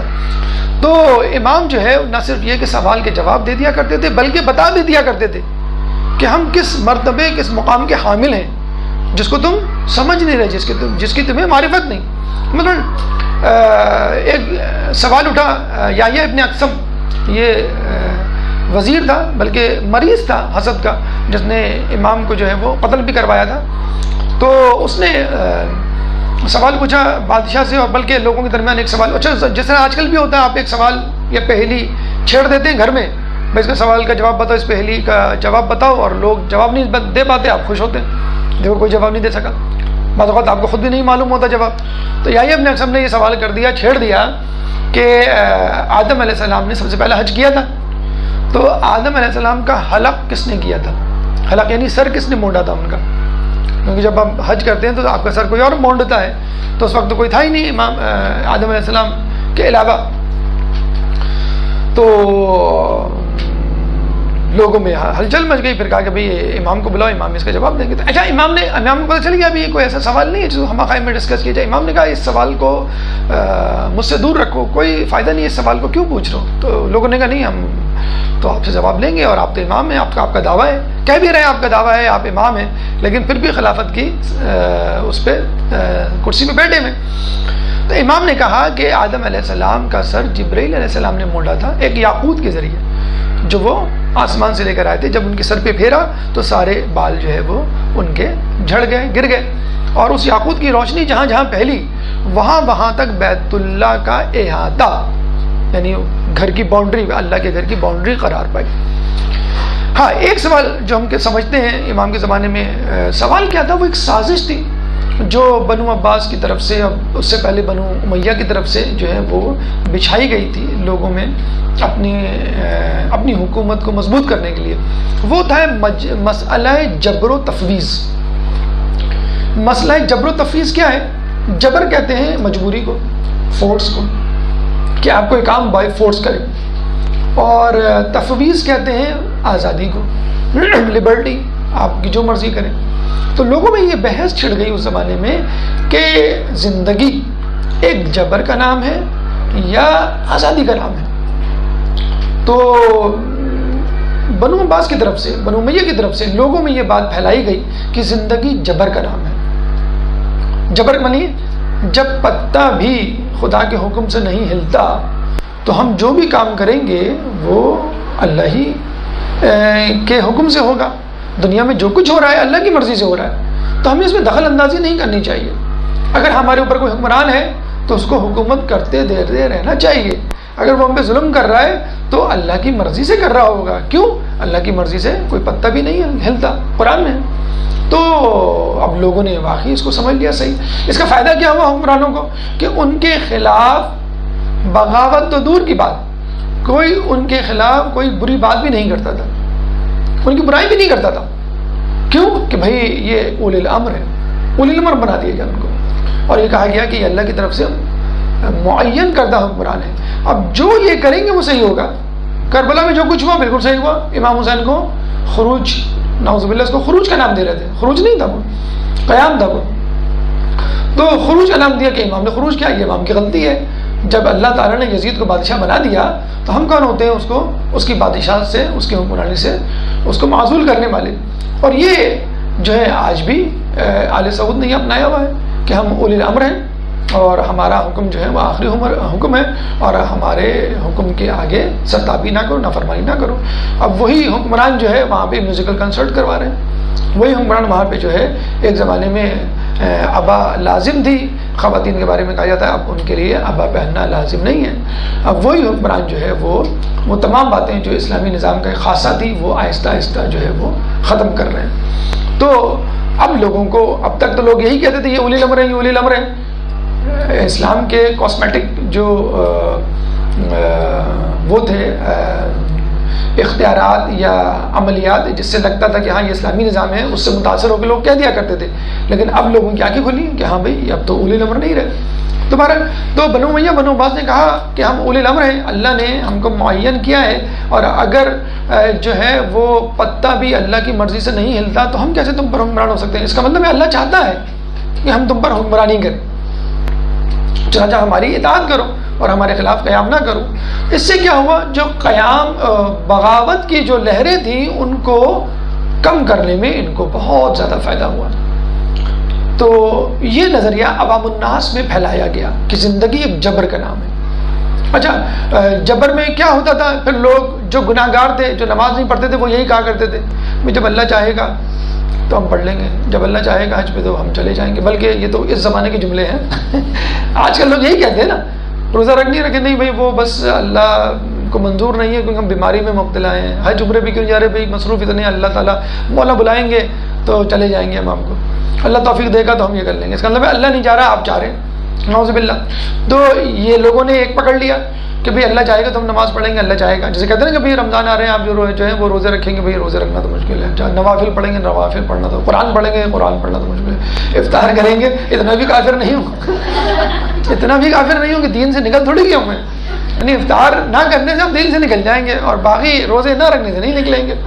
بہرحال تو لوگوں میں یہ پھیل گیا کہ بھئی جیسے ہو، جہاں ہو مزے سے رہو. جیسے کہتے ہیں نا کہ وہ ایک آدمی گزر رہا تھا اپنے ساتھی کے ساتھ، تو وہ سوئے دونوں، جب اٹھے تو وہ دوسرا ساتھی غائب، اور جو اٹھا تو وہ بہت سست کاہل تھا. اس نے کہا میں کہاں ڈھونڈوں اس کو. کہتا میں ایسی آواز لگا کے پوچھ لوں کہاں ہے.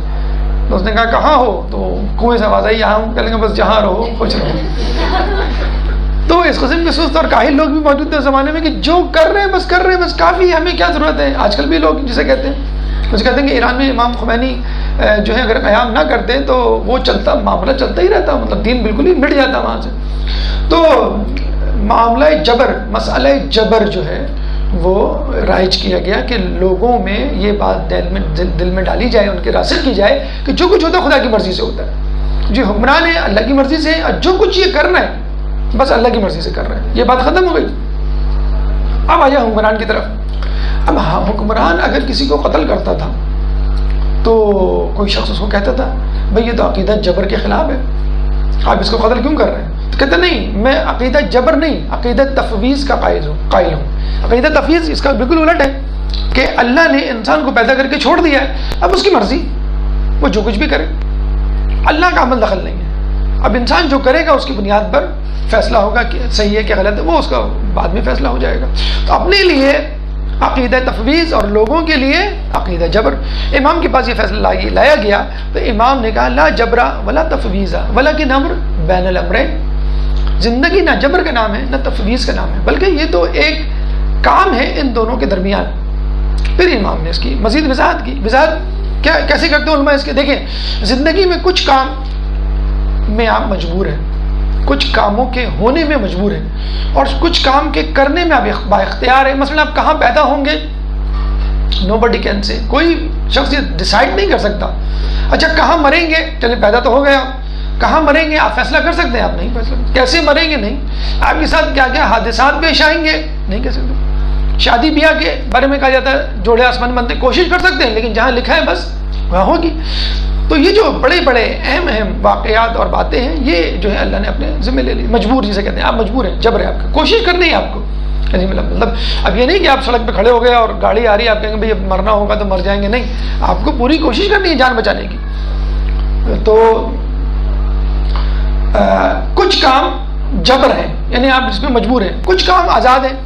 نماز اس میں آپ آزاد ہیں, پڑھے نہ پڑھے. روزہ آزاد ہیں, رکھے نہ رکھے. حج عمرہ نیکیوں میں آپ آزاد ہیں, کرے نہ کریں, ٹھیک ہے. گناہ میں آپ آزاد ہیں, کرے نہ کریں. اس زبان سے آپ ذکر الہی کریں, اس زبان سے جھوٹ بولیں آپ, اس زبان سے قرآن کی جو ہے وہ یا بیت اللہ کی زیارت کریں, اسی زبان سے بد نظری کریں, فلمیں دیکھیں, اسی کان سے چاہیں تو قرآن کی تلاوت سنیں, اسی کان سے چاہیں میوزک سنیں. تو نیکی اور گناہ میں آپ آزاد ہیں, یعنی مسئلہ تفویض چلے گا یہاں پر. اور جب آپ آ جائیں گے اتفاقی حادثات میں تو ہم کہیں گے مسئلہ جبر چلے گا یہاں پر. تو مسئلہ جبر سے متعلق جتنے بھی کام ہیں اس کی پوچھ گچھ قیامت میں نہیں ہوگی. یعنی آپ سے نہیں پوچھا جائے گا آپ کہاں پیدا ہوئے, آپ غریب خاندان میں کیوں پیدا ہوئے, آپ ترقی پذیر ملک میں کیوں پیدا ہوئے, آپ جو ہے وہ آپ کا حادثہ کیوں ہوا, یا آپ مرے تو کیوں مرے, اتنی عمر میں کیوں مرے, رزق اتنا کیوں ملا آپ کو. تو یہ اس کا الحمدللہ کوئی سوال جواب نہیں ہوگا. سوال جواب کس کا ہوگا؟ نیکیوں کا اور گناہوں کا.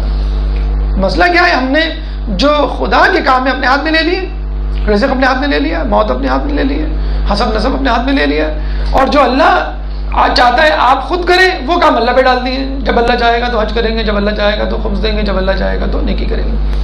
ایک اور طریقے سے اس مثال کو آپ سمجھ سکتے ہیں, اپنی باڈی کے اندر موجود آرگنز. کچھ آرگنز آپ کے والنٹری ہیں, ارادی ہیں, جو آپ کے کنٹرول میں ہیں, جیسے ہاتھ, پیر, زبان, آنکھ. آپ کی آنکھ نکال دے کوئی, زبان نکال دے, ہاتھ کاٹ دے, پیر کاٹ دے, آپ مریں گے نہیں, آپ کے اختیار میں, ٹھیک ہے. دل, پھیپھڑے, جگر, گردے, ان کو نکال دیں, آپ مر جائیں گے. وائٹل آرگن سے. تو آپ نے دیکھا کہ وائٹل آرگن جن پر زندگی کا دار و مدار ہے وہ اللہ کے اختیار میں, مسئلہ جبر. اور جو آرگنز آپ کے اختیار میں ان پہ زندگی کا دار و مدار نہیں ہے.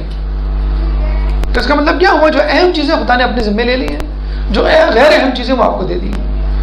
جو اہم چیزیں ان کے بارے میں اللہ سوال نہیں کرے گا. اہم چیزیں کا مطلب ہے جن پر آپ کی زندگی اور موت کا دار و مدار ہے, ان کے بارے میں سوال نہیں کرے گا. یہ مطلب مشکل کام ہے. اہم کا مطلب ہے مشکل کام, پیدا ہونا, قتل ہونا, مرنا, حادثات, یہ مشکل کام ہے, کوئی بھی نہیں چاہتا اور کسی کا بس بھی نہیں چلتا. لیکن نیکیاں کرنے میں, گناہ کرنے میں آپ کا بس چلتا ہے. ان کا جو ہے سوال جواب قیامت کے دنوں کا. تو امام نے جو ہے وہ اس طرح کو مسئلے کو حل کیا کہ نیکیاں گناہ تمہارے اختیار میں ہیں, اسی کی پوچھ گچھ ہوگی. حادثات زندگی, موت اور پیدائش یہ اللہ کے ہاتھ میں, ان کی پوچھ گچھ نہیں ہوگی. اس کے بعد مزید علمی کمالات ابھی آگے آئیں گے. ایک چھوٹا سا وقفہ, اس کے بعد ہم دوبارہ اپنا درس کا آغاز کرتے ہیں. تو ہم بات کر رہے تھے امام نقی علیہ السلام کی علمی کمالات کے حوالے سے کہ جب بھی جیسے بھی جتنا مشکل سوال ان سے پوچھا گیا وہ انہوں نے جواب دیا. اس کا کچھ سوالات مفید ہوا کرتے تھے, کچھ غیر مفید. کچھ لوگوں کے مسئلے اور فتنوں کو جو ہے وہ دبایا کیا کرتے تھے, ان کی سرکوبی کرتے تھے. اور کچھ سوالات علم غیب کے حوالے سے ہوا کرتے تھے, جس سے یہ معلوم ہو گیا تھا لوگوں کو کہ یہ واقعی اللہ تعالیٰ کی طرف سے معین کردہ شخصیت ہے.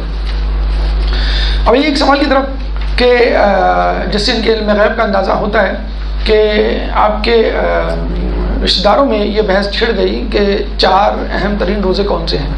تو جب ان کے بھتیجے جو ہے حاضر ہوئے تو انہوں نے کہا کہ تم چچا سے 4 اہم روزے پوچھنے آئے ہو تو وہ یہ ہیں. پھر انہوں نے وہ 4 اہم ترین روزے جو ہم پڑھتے ہیں کہ 17 ربیع الاول، 18 ذی الحج، 25 ذی القعدہ اور 27 رجب، تو یہ 4 اہم ترین روزے انہوں نے بتلائے. لیکن آپ یہ دیکھیے صرف وقت روزے بتانا کمال نہیں ہے، سوال پوچھے بغیر اس کا جواب دینا یہ کمال ہے. بعض اوقات تو ہمیں ائمہ کے بارے میں ملتا ہے کہ لوگ آتے تھے خط دیا کرتے تھے، جیب سے خط نکال کے کہ امام یہ خط ہے، اس میں ایک سوال ہے، اس کا جواب دے دیں. تو امام اسی وقت اپنی آستین سے یا اپنی جیب سے لفافہ نکالتے تھے کہ یہ اس کا جواب ہے. یعنی آپ امام جو ہے وہ خط بھی نہیں کھولا کرتے تھے. تو یہ علم غیب تھا کہ جو شخص آ رہا ہے اور وہ سوال کرنا چاہ رہا ہے وہ بتا دیا ہم نے. بعض اوقات تو یہ ہوا کرتا تھا کہ چلیں آپ یہ کہہ سکتے ہیں کہ رشتہ داروں میں سے کسی نے خبر دے دی ہو. بعض اوقات تو یہ ہوا کرتا تھا کہ ایک شخص سامنے سے گزرتا تھا اور امام کہتے تھے کہ تمہارے دل میں ہماری امامت سے متعلق شک کیوں کر پیدا ہوا. سامنے سے گزرتا تھا اور وہ شک کیا کرتا تھا. جس طرح ابو سفیان کے بارے میں ملتا ہے نا، جب وہ مدینہ آیا تھا جاہو جلال دیکھا تھا، جب جانے لگا تو اس کو پھر شک ہوا تو رسول اللہ نے خیمے کے اندر سے آواز دی، ابو سفیان تو اب بھی میری نبوت میں شک کرتا ہے. تو یہ علم غیب جو امام کے پاس ایک خاصہ تھا جس تک کوئی نہیں پہنچ سکتا. دیگر علوم کسی حد تک کوئی حاصل کر سکتا ہے جیسے اصول اور فروع دین وغیرہ. علم غیب کی پہنچ اسی کے پاس ہو سکتی ہے، اس شخص کو ہو سکتی ہے علم غیب تک پہنچ کہ جس کو اللہ منتخب کر لے. اچھا، پھر ایک عجیب سوال جو پوچھا گیا جو باقی لوگوں کے سامنے ایک پیچیدہ مرحلہ تھا، بادشاہ روم. اچھا، اس زمانے میں عیسائی بادشاہ مسلمانوں کے ساتھ چھیڑخانی کیا کرتے تھے. کس طرح؟ علمی چھیڑخانی کہ اس سوال کا جواب بتاؤ، اس سوال کا جواب بتاؤ. اگر تم سمجھتے ہو کہ تم حق پر ہو تو ہمیں سوال کا جواب بتاؤ. مثلا بادشاہ روم نے سوال کیا کہ انجیل میں موجود ہے کہ وہ کون سے 7 حروف تمہاری سورہ میں موجود نہیں ہے جس کو پڑھ کر انسان جو ہے وہ جنت میں جا سکتا ہے. بہت بابرکت سورہ ہے. وہ 7 حروف انہوں نے بتائے کہ سا، شین، خا، جیم، زے، زوے، فا. یہ 7 حروف ہیں. یہ 7 حروف کسی ایک سورہ میں موجود نہیں ہیں اور اس سورہ کو پڑھنے والا جو ہے وہ جنتی ہوتا ہے یا بہت زیادہ فضیلت رکھتی ہے یہ سورہ اور بہت زیادہ ثواب ہے. تو امام نے کہا کہ یہ 7 حروف سورہ فاتحہ میں نہیں ہیں اور وہ بڑی بابرکت سورہ ہے اور رحمت والی سورہ ہے. اور رحمت والی سورہ ہونے کی وجہ سے اللہ تعالیٰ نے ان 7 حروف کو اس میں نہیں رکھا کیونکہ یہ 7 حروف کسی نقصان، کسی بلا کی طرف اشارہ کرتے ہیں. مطلب سا، صبور، صبور کا مطلب ہوتا ہے ہلاکت. شین، شقاوت یعنی سختی، سنگ دلی. ہم سورہ میں پڑھتے ہیں الحمدللہ رب العالمین. اس کے بعد خا کا مطلب خسارہ، خسران یعنی نقصان. جیم سے جہنم. اللہ تعالیٰ جو ہے چاہتا ہے کہ سورہ فاتحہ پڑھ کے انسان کو جو ہے وہ جنت میں داخل کرے اور خوشخبری سنائے. پھر زے سے زقوم، تو یہ جہنم کا کڑوا پھل ہے اس لیے اس کا تذکرہ جو ہے زے کا اس میں نہیں آیا.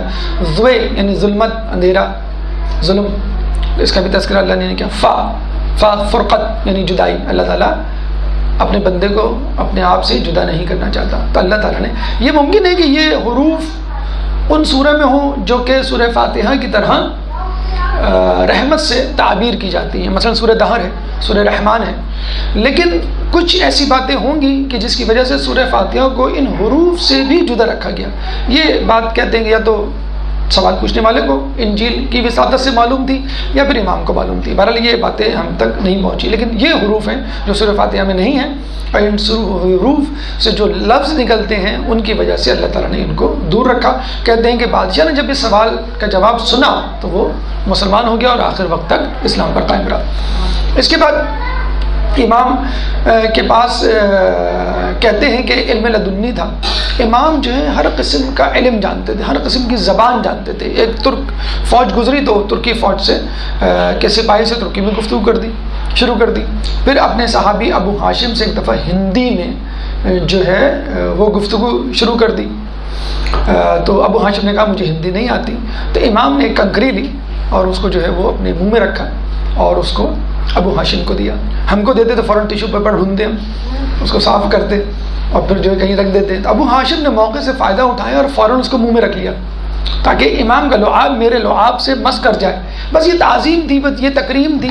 کس کی؟ ابو ہاشم کی, امام کے لیے, کہ جس کی وجہ سے اللہ نے ابو ہاشم کو اسی وقت جب کنکر اس نے منہ میں رکھا 70 زبانوں کا ماہر بنا دیا. 70 زبانیں. تو یہ وسیلہ ہے, یہ قربت ہے, یہ احترام ہے جو اگر ہم اہل بیت سے جاری رکھیں اور اہل بیت سے جو ہے وہ روا رکھیں تو انشاءاللہ اللہ تعالیٰ پھر ان کی خصوصیات, ان کا علم جو ہے وہ ہماری طرف منتقل کرے گا. اچھا, اس کے اعتبار سے میں بتا دوں, ہندی جو ہے وہ بہت پرانی زبان ہے اور یہ ہندی ہے جو ترکی, عربی اور فارسی سے مل کر جس نے اردو کا روپ دھارا, اور اب یہ اتنی مقبول ہو گئی ہے کہ انگلینڈ میں ہندی اور انگلش کے ملاپ سے ایک نئی زبان وجود میں آئی ہے جس کو ہم کہتے ہیں ہنگلش. انگلش نہیں, ہنگلش, HINGLISH. ویسے خیر اردوش تو ہم بھی بولتے ہیں, یعنی اردو انگلش مکس. جب تک 2-4 جملے ہم انگلش کے نہ بولیں رو بھی نہیں پڑتا لوگوں پہ, لوگوں کو پتہ ہی نہیں چلتا کہ ہم پڑھے لکھے ہیں کہ نہیں ہیں. اب پڑھے لکھے ہونے کی ہم کوئی ٹکیا یا کوئی وہ نیم پلیٹ تو نہیں لگا سکتے, ڈاکٹر, انجینئر یا MBA یا ٹیچر کیا ہے, PhD. تو 2-4 جملے انگلش کے بول لیتے ہیں تاکہ لوگوں کو پتہ چل جائے کہ جو ہے وہ ہمیں انگلش آتی ہے. تو ہنگلش کر کے باقاعدہ انگلینڈ میں انسٹیٹیوٹس میں کلاسز شروع ہو گئی ہیں. تو ہمارے یہاں تو ماشاءاللہ گلی کوچوں میں اور بازاروں میں اور ٹی وی پہ اردو انگلش کا ملاپ چل رہا ہے تاکہ لوگوں کو بتایا جائے کہ جو ہے وہ ہم پڑھے لکھے ہیں. بہرحال اتنی پرانی زبان ہے اور اب زبانیں جو ہے وہ مدغم ہوا چاہتی ہیں. بہرحال تو اچھا, یہاں پہ ایک بات اور ذہن میں رکھیں کہ اسم اعظم کے حوالے سے آپ نے سنا ہوگا تو امام فرماتے ہیں کہ ہمارے پاس 72 اسم اعظم ہوتے ہیں. کل 73 اسم اعظم ہیں. ایک اسم اعظم اللہ نے اپنے لیے رکھا ہوا ہے خاص, ہمیں 72 اسم اعظم دیے ہوئے ہیں. ایک اسم اعظم 73 میں سے آصف برقیہ کے پاس تھا کہ جس نے تیل عرض کیا تھا اور پلک جھپکتے ہی ملکہ بلقیس کا تخت جو ہے وہ سلیمان علیہ السلام کے سامنے پیش کر دیا تھا. ایک اسم اعظم کے وسیلے سے. امام کے پاس تو 72 تھے, تو وہ 72 سے کیا کچھ نہیں کر سکتے ہوں گے, لیکن جسے کہتے ہیں نا کہ مشیت الہی, مرضی الہی کے مطابق کام کرنا, یہ امام کا جو ہے وہ وظیفہ تھا. اچھا, اب ہم لوگ بھی چاہتے ہیں کسی طرح کشف و کرامات ہمارے ہاتھ میں آ جائیں, ہم بھی کچھ کر کے دکھا دیں. 2-4 دن ہوتے نہیں ہمیں نماز شب پڑھے ہوئے اور بس ہم یہ دیکھ لیا, ہم نے وہ دیکھ لیا, اور فلاں کو ہم نے خواب میں تہس نہس تباہ برباد ہوتے ہوئے دیکھ لیا, بس اب تمہاری خیر نہیں ہے, ہم سے دعائیں کرواؤ ورنہ اس وقت تمہاری جو ہے زندگی خطرے میں ہے.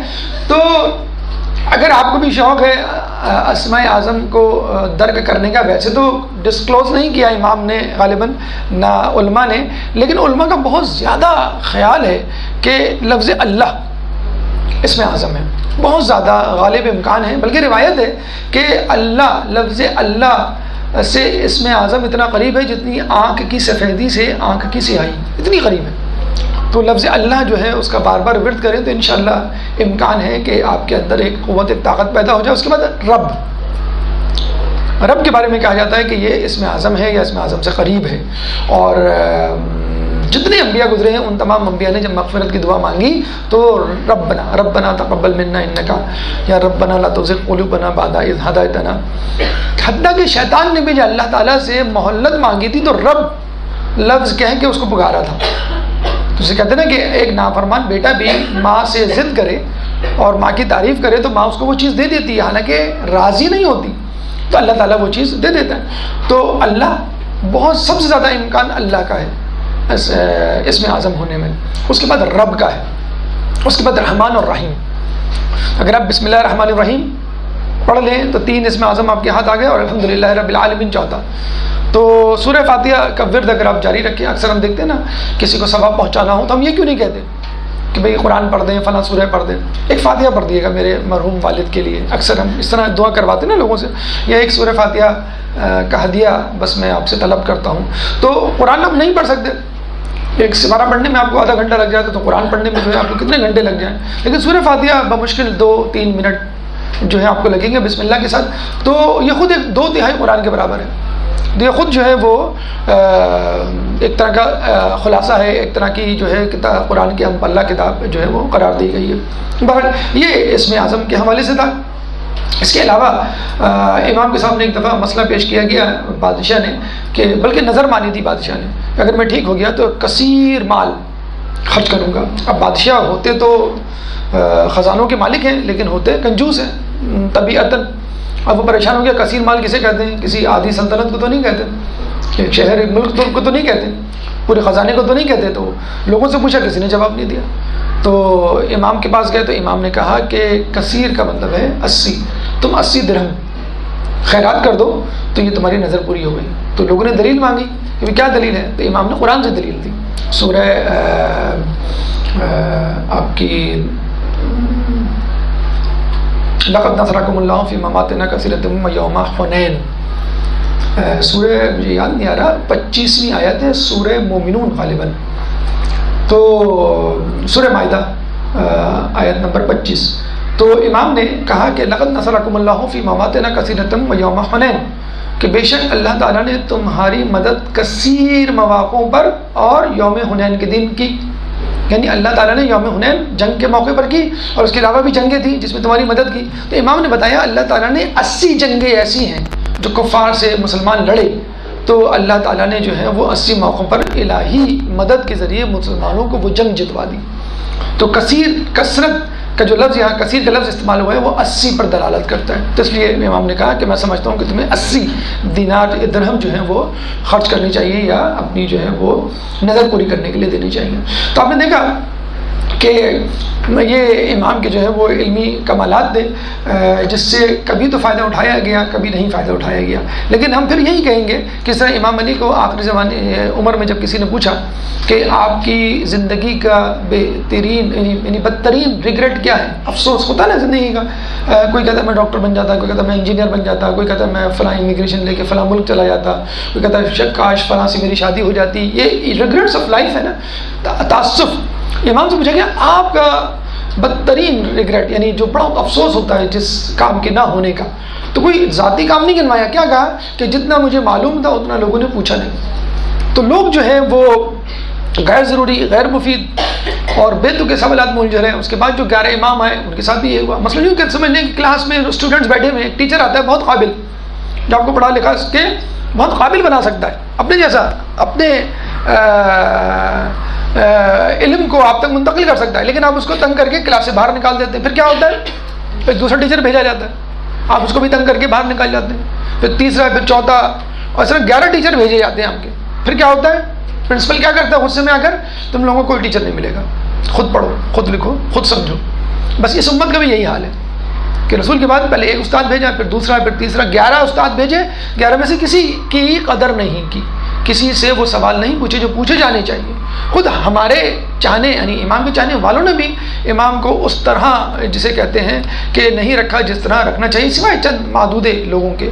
اور ایسی ایسی روایات ہمارے سامنے آتی ہیں کہ انسان کا دل جو ہے پھٹ جاتا ہے کہ چھٹے امام ایک دفعہ کہیں سے گزر رہے تھے تو کہا کہ ہمارے والے اتنی بھیڑوں کے برابر بھی نہیں ہیں اصلی چاہنے والے۔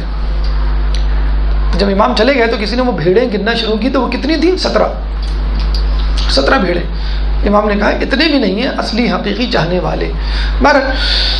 تو اگر امام کی قدردانی کر لیتے، امام کو وہ رتبہ دے دیتے، تو ہم کہاں سے کہاں پہنچ جاتے ہیں۔ ہم جو ہیں بڑے مرعوب ہوتے ہیں مغرب کی زندگی سے، مغرب کے سائنسدانوں سے، کہ وہ یہاں پہنچ گئے، وہ وہاں پہنچ گئے۔ ہمارے جو گیجٹس ہیں، ہمارا جو کیمرہ ہے، ہماری جو لائٹیں ہیں، ہمارا جو AC لگا ہوا ہے، وہ دیکھا جائے مغرب کا مرہونی منت ہے۔ وہ کیوں ہے کہ ہم نے علم کی طرف توجہ نہیں دی۔ پہلے تو علم والے امام کی قدردانی نہیں کی، اس کے بعد علم کی قدردانی نہیں کی، یعنی دونوں چیزوں کو چھوڑ دیا۔ تو آپ دیکھیں صحیح راستے پہ ہونے کے باوجود سب سے زیادہ ذلیل قوم، سب سے زیادہ رسوا ہونے والی قوم، کہ جو چاہتا ہے آپ کو برا بھلا کہہ کے آگے بڑھ جاتا ہے، اور آپ جو ہے وہ وہیں کے وہیں کھڑے رہتے ہیں۔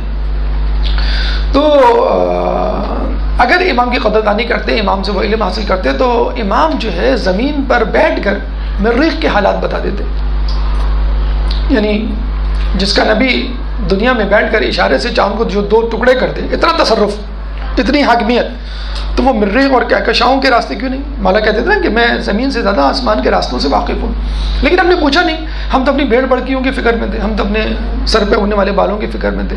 ہم جو ہیں وہ سوالات جن کا کوئی فائدہ نہیں ان کو حل کرنے کے چکر میں تھے، یا ذاتی مفادات میں الجھے ہوئے تھے.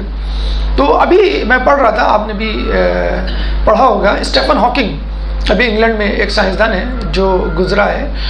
لوگ بڑے مروب ہیں کہ وہ اتنا بڑا سائنسدان تھا، 76 سال کی عمر میں اس کا انتقال ہوا، اور جب وہ 21 سال کا تھا تو اس کو پیرالیسس کا اٹیک ہوا، موٹر نیورون ڈیزیز ہوئی جس کی وجہ سے وہ اپنے ہاتھ پیر نہیں ہلا سکتا تھا. تو ڈاکٹرز نے کہا تھا کہ یہ 2 سال سے زیادہ نہیں جیے گا، اور وہ 50 سال جی گیا. ایٹ دا ایج آف 76 اس کا انتقال ہوا، اور اتنا بڑا سائنسدان بنا کہ آئنسٹائن کے بعد دوسرا بڑا سائنسدان کہلاتا ہے، اور اس کی بات کے آگے کوئی کچھ نہیں کہہ سکتا تھا. اس نے بگ بینگ تھیوری ایکسپلین کی، پھر اس نے بلیک ہولز کے بارے میں جو ہے انکشافات کیے کہ black holes are not dead, they are radiating some radiation. تو اس کی ریڈیشن کا نام ہاکنگ ریڈیشنز اس کے نام پر رکھا گیا. 1988 میں اتنا کریٹیکلی ill تھا کہ وینٹیلیٹر پہ تھا. اس کی بیوی کو کہا گیا کہ وینٹیلیٹر ہٹا دیں کیونکہ کوئی ہوپ نہیں ہے. انہوں نے کہا نہیں، بیوی نے کہا نہیں، وینٹیلیٹر نہ ہٹائیں شاید بچ جائے. تو ٹریکیوسٹومی کی گئی، اس کی ٹریکیا یہاں سے کاٹی گئی، ٹیوب ڈالی گئی، کسی طرح اس کو جو ہے زندگی جو ہے دوبارہ دی گئی، اللہ تعالیٰ نے دی. پھر اس کی آواز تقریباً چلی گئی. اب وہ کمپیوٹر کے ذریعے بولتا تھا، تو اس کے دونوں پیر مفلوج تھے، اس کا ایک ہاتھ مفلوج تھا، گردن اس کی ٹیڑھی تھی، آواز اس کی اپنی اصلی نہیں تھی، کمپیوٹر کے ذریعے بولتا تھا. بہت ساری باتیں جو ہیں وہ کمپیوٹر سے جو ہے وہ لوگوں کو کنوے کرتا تھا. بہت ساری لکھ بھی نہیں سکتا تھا، ہاتھ پیر مطلب اس کے چلتے ہی نہیں تھے. لوگ اس پہ بھی شک کر رہے ہیں کہ یہ بھی شاید انگریزوں کی سازش ہے اور ہمیں جو ہے وہ بیوقوف بنانے کے لیے اس کو رکھا گیا. تو ہم تو ہر چیز کو جو ہے وہ سازش میں، کیونکہ ہم دقت پسند نہیں ہے نا، ہم نہیں چاہتے کسی کی تفصیل میں جائیں. اس کی بگ بینگ تھیوری کیا ہے، کون پڑھے سر میں درد کرے. پھر جو ہے وہ تھیوری آف ایوری تھنگ اس نے نکالی، اس کو کون پڑھے. اس پہ کتاب لکھی گئی، مووی بنی، اس پہ مووی بھی بن چکی، تھیوری آف ایوری تھنگ، باقاعدہ اس پہ مووی بنی. اچھا، اس میں ڈانس وانس گانے شانے نہیں ہیں، تو لوگ کہتے ہیں ہم کیوں دیکھیں، وہ ڈاکیومنٹری ٹائپ کی مووی ہے. اچھا، اس نے کتاب لکھی brief history of time, blockbuster book تھی. 1998 میں 1 کروڑ. اللہم صلی علی محمد. 1998 میں بریف ہسٹری آف ٹائم اس نے لکھی. 1 کروڑ اس کی کاپیاں بکی تھی. 1 کروڑ. دنیا میں آج تک اتنی زیادہ تعداد میں کوئی کتاب سیل نہیں ہوئی. بلاک بسٹر بک تھی. 40 لینگویجز میں اس کی ٹرانسلیشن ہوئی ہے. آئنسٹائن کے بعد دوسرا بڑا سائنسدان تھا. لیکن بٹ ہی واز ایتھیسٹ، ملحد تھا، خدا پہ یقین نہیں رکھتا تھا. جسے کہتے ہیں کہ خدا جب حسن دیتا ہے نزاکت آ ہی جاتی ہے، خدا جب علم دیتا ہے تکبر آ ہی جاتا ہے. تو اس کے بعد جب علم آیا تو اس نے کیا کیا؟ اس نے کیا کہا؟ We can read the mind of God. اب ہم خدا کا ذہن پڑھ سکتے ہیں. پھر تھوڑا سا اور علم آیا تو اس نے کیا کہا؟ We can manage the universe without God. ہم کائنات خود چلا سکتے ہیں، خدا کی ضرورت نہیں ہے. بچی کہتی ہے نا جب بڑی ہو جاتی ہے، امی آپ کو کیا معلوم آج کل اسکارف کیسا چل رہا ہے؟ بلیک اسکارف کون پہنتا ہے آج کل؟ وائٹ اسکارف کون پہنتا ہے؟ کلرڈ اسکارف چلتے ہیں. امی آپ کے زمانے کا فیشن ہے، یہ مستحبات آپ اپنے پاس رکھیں. تو باپ کے پیر میں جب بیٹے کے پیر میں جب باپ کا جوتا آ جاتا ہے نا، تو وہ کہتا ہے اب آپ کو کیا معلوم بزنس کیسے کرتے ہیں، بزنس میں حلال حرام یہ آپ کے زمانے میں ہوتا ہوگا. تو اسٹیفن ہاکنگ اور اس جیسے سائنسدان بھی یہی ہیں. جب علم آ گیا اور ان کو اسباب پتہ چل گئے تو انہوں نے کیا کہا؟ We can read the mind of God. بالکل ایسا بچہ کالے بادل دیکھ کے کہے کہ بارش ہونے والی ہے اور بارش ہو جائے، اور بچہ کہے دیکھا میں نے خدا کا ذہن پڑھ لیا، خدا کیا چاہتا ہے. تو اس طرح اسٹیفن ہاکنگ نے تھوڑی سی آگے کی بات کر دی تھی. تو وہ یہ سمجھا کہ اب ہم خدا ہیں، اور خدا نہیں بھی ہیں تو we can beat the God. اب ہم خدا کو بیٹ کر سکتے ہیں. اگر باپ گھر میں موجود ہے کوئی بات نہیں، اب مجھے گھر کا نظام چلانا ہے، میں جو ہوں باپ کی مرضی پہ نہیں چلوں گا. اس بیچارے اسٹیفن ہاکنگ کے ساتھ بھی یہ ہوا. اور آخر میں اس نے یہ بھی کہا کہ جنت پہ وہ بے وقوف یقین رکھتا ہے جس کو اندھیرے سے ڈر لگتا ہو. تو یہ مسلمان اور یہ خدا پہ یقین رکھنے والے ہیں، جنت دوزخ یہ قبر میں جانے سے ڈرتے ہیں. مجھے موت سے ڈر نہیں لگتا، بس کچھ کام ہیں جو مجھے کرنے ہیں، اس لیے میں زندہ ہوں، ورنہ مجھے موت سے. تو یہ ہے وہ جرت جو لوگوں کے دلوں میں پیدا ہو جاتی ہے. لوگ کہتے ہیں باہر جاتے ہیں لوگ یا مغربی کلچر سے متاثر ہوتے ہیں تو یہ ذرا دین سے ہٹ جاتے ہیں. دین سے کیا ہٹ جاتے ہیں؟ شباب حرام، اس کو کہتے ہیں دین سے ہٹنا. جی نہیں، دین سے ہٹنا یہ نہیں. آج کل دین سے ہٹنا کیا ہے؟ ایمان خطرے میں پڑ جانا. کیا خدا ہے بھی یا نہیں؟ یہ بیوقوف بنایا جا رہا ہے ہم کو. جنت ہے بھی یا نہیں؟ ہمارے کالج کے زمانے میں ایک ہمارا دوست ہوا کرتا تھا, کہتا تھا یار ہم لوگ ایگزام سے کتنا ڈرتے ہیں. جب ایگزام ہوتا تھا یار یہ تو کچھ بھی نہیں تھا, خواہ خواہ میں ڈرا رہے تھے, ذرا قیامت بھی آئے گی کچھ بھی نہیں ہوگا, لوگ کہیں خواہ خواہ میں ڈرایا, ہم کو بیوقوف بنایا. تو یہ حال ہم شاید یہاں پہ رہتے ہوئے شاید یہ باتیں نہ کرتے ہوں یا نہ سوچتے ہوں, لیکن لٹرلی اس میں کینیڈا, یورپ, امریکہ اور جہاں جہاں یہ لیکچر جو سنا جائے گا ان کے دل سے پوچھیں, وہ یہی کہہ رہے ہیں کہ ہمارے دل میں ایک دم سے خیال آتا ہے اور پھر ایک دم سے نکل جاتا ہے. ہم کالج, یونیورسٹی, آفس اور بازاروں میں گھومتے ہیں تو لگتا ہے کہ شاید خدا نہیں ہے. تو دیکھو یہ سب لوگ تو ہیں خدا کو نہیں مانتے اور کتنی ترقی کر رہے ہیں, کتنے خوشحال ہیں. اور ہم مسلمان جو خدا کو مانتے ہیں, ہم تڑپ رہے ہیں امیگریشن کے لیے, ہم تڑپ رہے ہیں امریکہ اور یورپ جانے کے لیے. کوئی گوروں کی کشتی کی ماری پہ کیوں نہیں الٹتی؟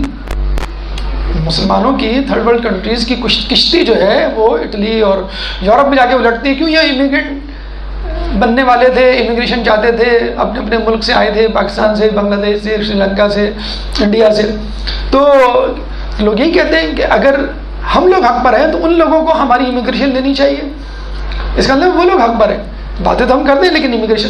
تو ایمان خطرے میں ہے اس وقت جو برے حالات ہیں لوگوں کے وہ یہ ہیں کہ ایمان خطرے میں ہے کہ خدا ہے بھی کہ نہیں, آخرت ہے بھی کہ نہیں, یا امام غیبت میں ہیں تو پتہ نہیں امام غیبت میں ہیں بھی کہ نہیں. مطلب کتنے فرقے خود ہمارے اندر اس طرح بنے ہیں کہ امام زندان میں ہیں, امام موسیٰ کاظم واقفیہ فرقہ بن گیا کہ امام زندان میں ہیں اور شاید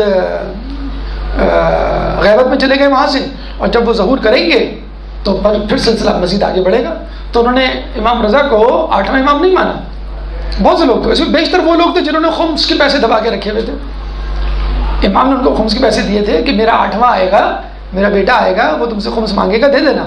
تو انہوں نے کہا بھائی خمس کے پیسے, جو چیز آ جائے پیسے اسپیشلی ہاتھ میں تو کون واپس لوٹاتا ہے. تو انہوں نے کہا نہیں ہم تو مانتے ہی نہیں ہیں کہ ان کا انتقال ہو گیا, وہ تو زندہ ہے.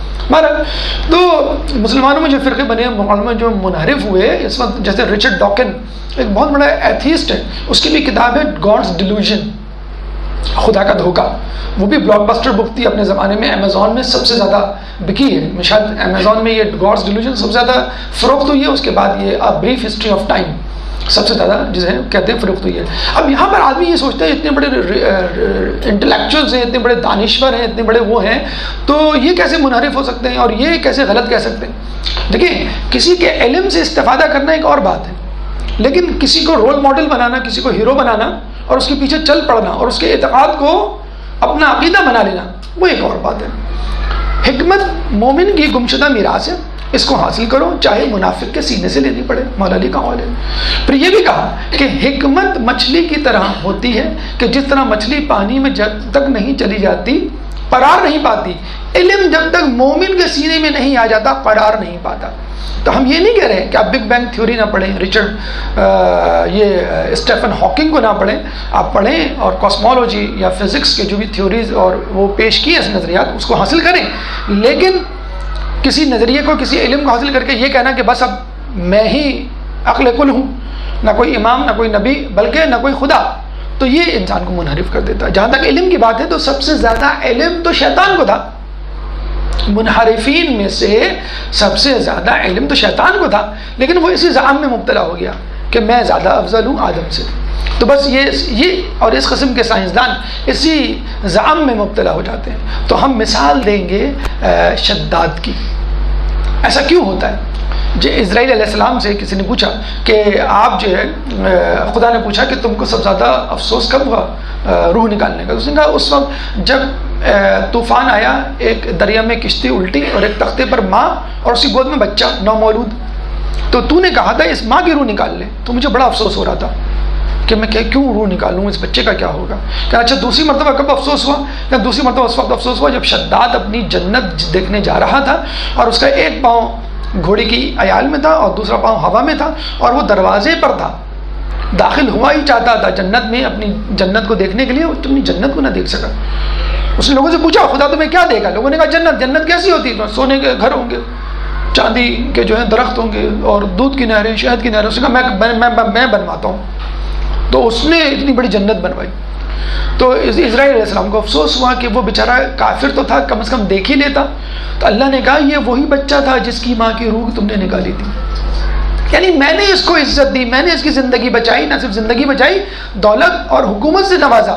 یہ وہی اسٹیفن ہاکنگ تھا کہ اس کو اللہ تعالیٰ نے 21 سال کی عمر میں، جب ڈاکٹروں نے کہہ دیا تھا کہ 2 سال جیے گا، 50 سال کی عمر دی، 76. اور ایک عام آدمی نہیں، دنیا کا سب سے بڑا انٹلیکچوئل، سب سے بڑا سائنسدان بنایا. اور وہ دعویٰ کرنے لگا we can read the mind of God, we can manage the universe without God. اور پیراڈائز پہ وہ یقین رکھتے ہیں کہ جن کو اندھیرے سے ڈر لگتا ہو. یہ وہ شخص تھا جس کو اللہ تعالیٰ نے عزت دیا، علم دیا، اور خدا کا مذاق اڑاتے ہوئے دنیا سے رخصت ہوا، یہ کہتے ہوئے there is no God. لکھا ہوا آپ نے دیکھا ہوگا پوسٹ پہ اور انٹرنیٹ پہ، there is no God. Stephen Hawking 2016. اب آتا ہے لکھا ہوا there is no Stephen Hawking, God 2018. وہ بات اسٹیفن ہاکنگ نے کی تھی، یہ بات خدا کر رہا ہے. اس نے کہا تھا خدا نہیں ہے، اب خدا کہہ رہا ہے اسٹیفن نہیں ہے.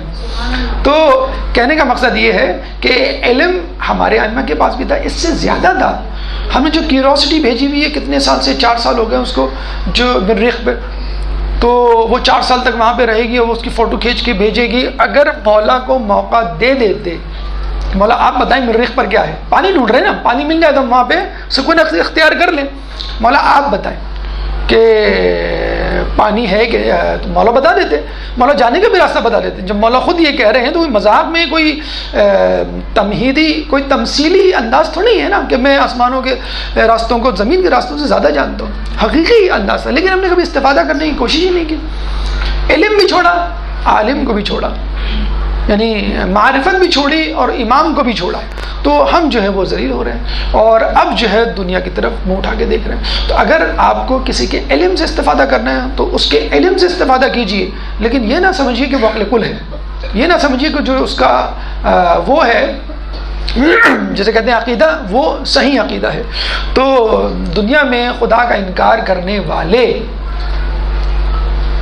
وہی لوگ ہوتے ہیں اکثر کہ جن کو اللہ کچھ دیتا ہے. فرعون طاقت کے بلبوتے پر خدا کا انکار کیا، شداد حکومت کے بلبوتے پر خدا کا انکار کیا، قارون دولت کے بلبوتے پر خدا کا انکار کیا، شیطان عبادت کے بلبوتے پر خدا کا انکار کیا، اور اسٹیفن ہاکنگ بلعم باعور علم کے بلبوتے پر خدا کا انکار کیا اور خدا کے مقابلے پر آیا. بلعم باعور میں علم کے مقابلے، علم کی وجہ سے خدا کے مقابلے پر آیا، موسیٰ کے مقابلے پر آیا.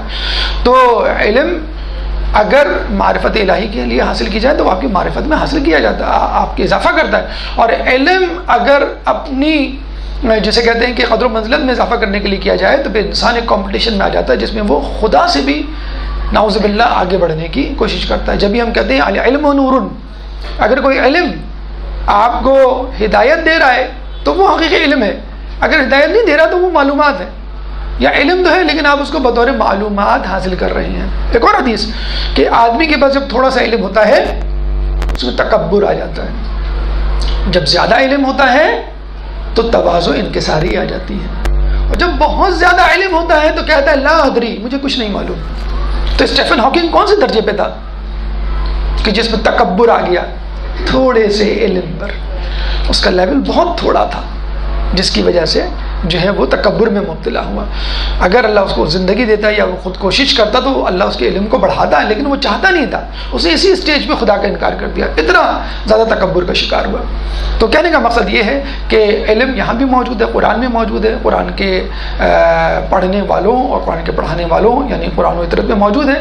اگر آپ اس کو حاصل کریں اس لیے کہ آپ کی معرفت الہی میں اضافہ ہو اور آپ کائنات کے حقائق کو سمجھیں. ایک درود پڑھ دیں محمد والے محمد.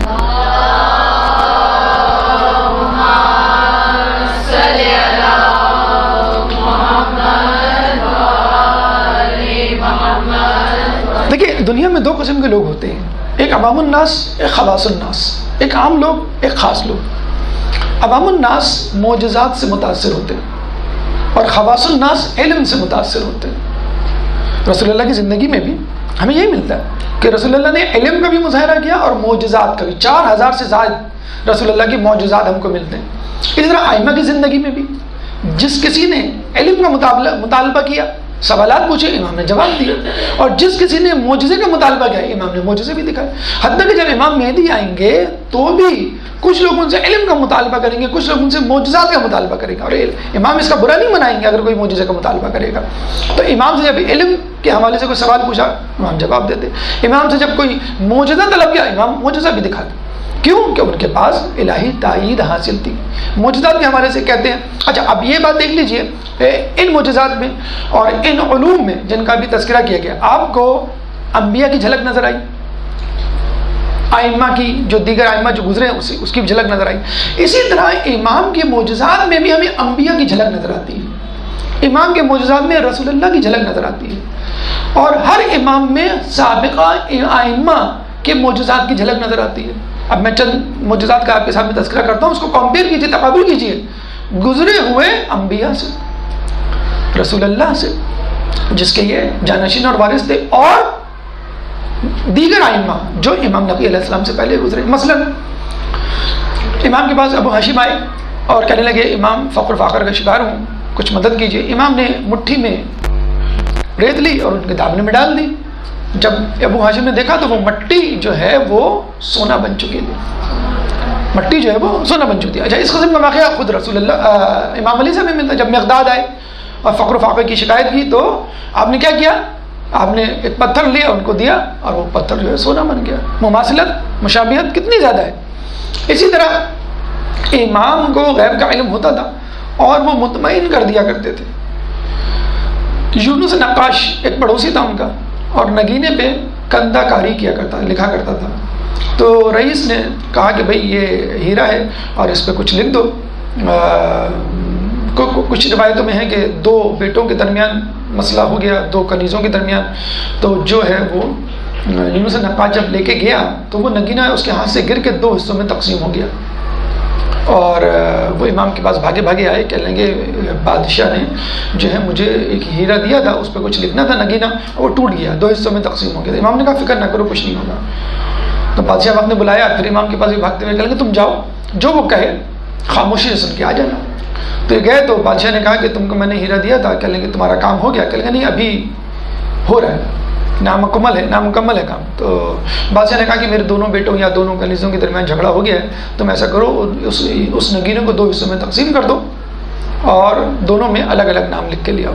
تو اس نے کہا ٹھیک ہے میں انشاءاللہ کچھ دنوں میں لکھ کے لے آؤں گا. تو امام نے جو علم غیب، یہ کیا تھا؟ امام کا علم غیب. اگر وہ فرض کر لیں گھبراہٹ میں اس کا اظہار کر دیتا تو بادشاہ کی سزا کا جو ہے وہ نشانہ بنتا. اچھا اسی درود پڑھ دیں محمد علی محمد اللہ صلی اللہ.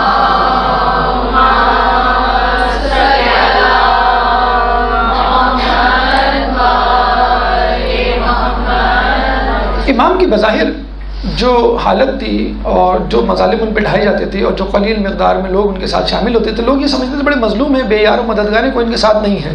اور بادشاہ اس حقیقت کے باوجود کہ کوئی بہت زیادہ فوج نہیں رکھتے، ان کی جاسوسی کروایا کرتا تھا.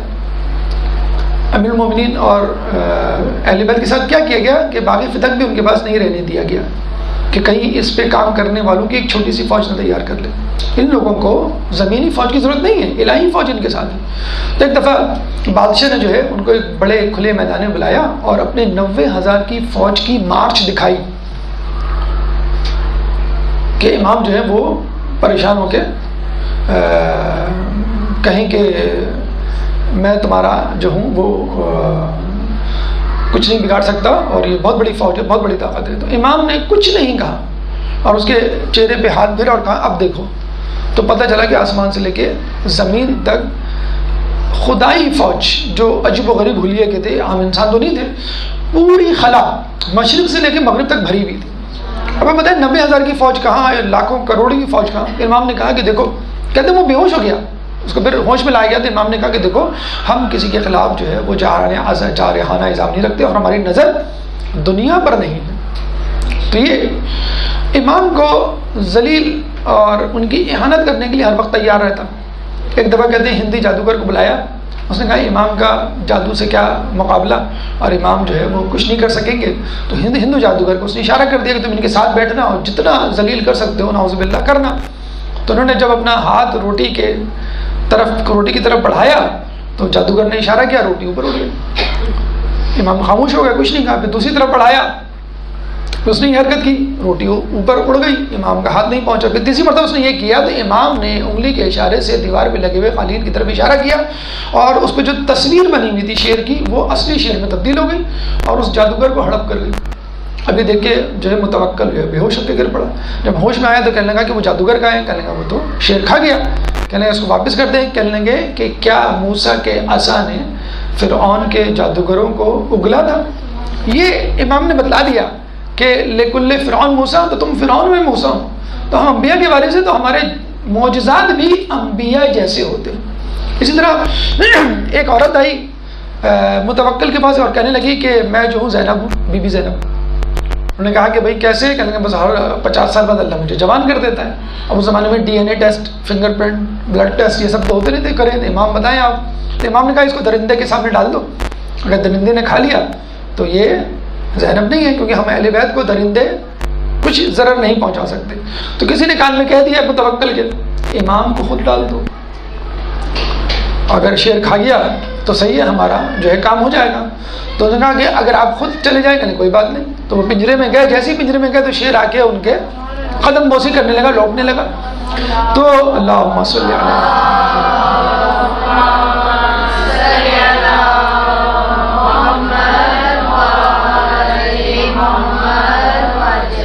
امام بتانا چاہ رہے تھے کہ حیوان حتیٰ کہ درندوں کو بھی ہماری معرفت ہے. اگر معرفت نہیں تو تجھ جیسے شقی القلب جسے کہتے ہیں کہ انسان کو نہیں. اچھا امام کا مسئلہ یہ تھا کہ وہ دینی مسائل بھی حل کرتے، خاندانی جھگڑے ان کو بھی نمٹاتے، بادشاہ کے مسائل کو. اور پھر یوں سمجھ لیے وہ جیسے کمپنی کا باس ہوتا ہے نا، اس کا بھی کردار ادا کرتے تھے. کوئی قرض لینا ہو کسی کو وہ امام کے پاس آ جاتا تھا، امام کو کچھ پیسے چاہیے، یہ بھی مسئلہ حل کرو. یہ بھی امام کے، اگر نہ کریں تو بھی آپ امام نہیں ہیں، کوئی مجھے صحیح مسئلہ حل کر دیں. تو ایک دفعہ ایک شخص آیا، لیکن آپ دیکھیں امام کے مسئلے حل کرنے کا انداز اور اس سے نکلنے والے پیغامات. امام کے پاس آیا اور کہنے لگا کہ مجھے کچھ پیسے چاہیے، میں کوفے کے رہنے والا ہوں اور آپ کے جد کا جو ہے وہ چاہنے والا ہوں. تو امام نے کہا کہ ٹھیک ہے میں تمہیں دینے کے لیے تیار ہوں، لیکن میں ایک رقعہ لکھتا ہوں اور یہ لکھتا ہوں کہ میں تمہیں کچھ پیسے دوں گا، یہ رقعہ تم فلاں جگہ پہ لانا جب میں فلاں لوگوں کے ساتھ بیٹھا ہوا ہوں. تو اس نے وہ رقعہ، وہ پرچی اپنے پاس رکھ لی. جب وہ گیا تو بہت سارے لوگ بیٹھے ہوئے تھے اور امام ان کے درمیان براجمان تھے. اس نے کہا کہ یا امام آپ کے ذمے میرے اوپر کچھ پیسے ہیں، یعنی آپ کو کچھ پیسے مجھے دینے ہیں. امام نے ثبوت مانگا، اس نے وہ پرچی نکال کے دے دی کہ یہ آپ کی پرچی، آپ کی تحریر ہے. امام نے کہا ہاں. تو امام شرمندہ ہوئے لوگوں کے سامنے، مطلب وہ حقیقی شرمندہ تو نہیں ہوئے لیکن لوگوں کو بتانا مقصود تھا. تو امام نے کہا کہ ہاں میرے ذمے پیسے ہیں، مجھے تمہیں دینے ہیں، لیکن میرے پاس ابھی ہے نہیں، میں کچھ دنوں کے بعد دے سکتا ہوں. اچھا متوکل اور جس طرح مامون، معتصم، یہ سب کس طرح کے لوگ تھے؟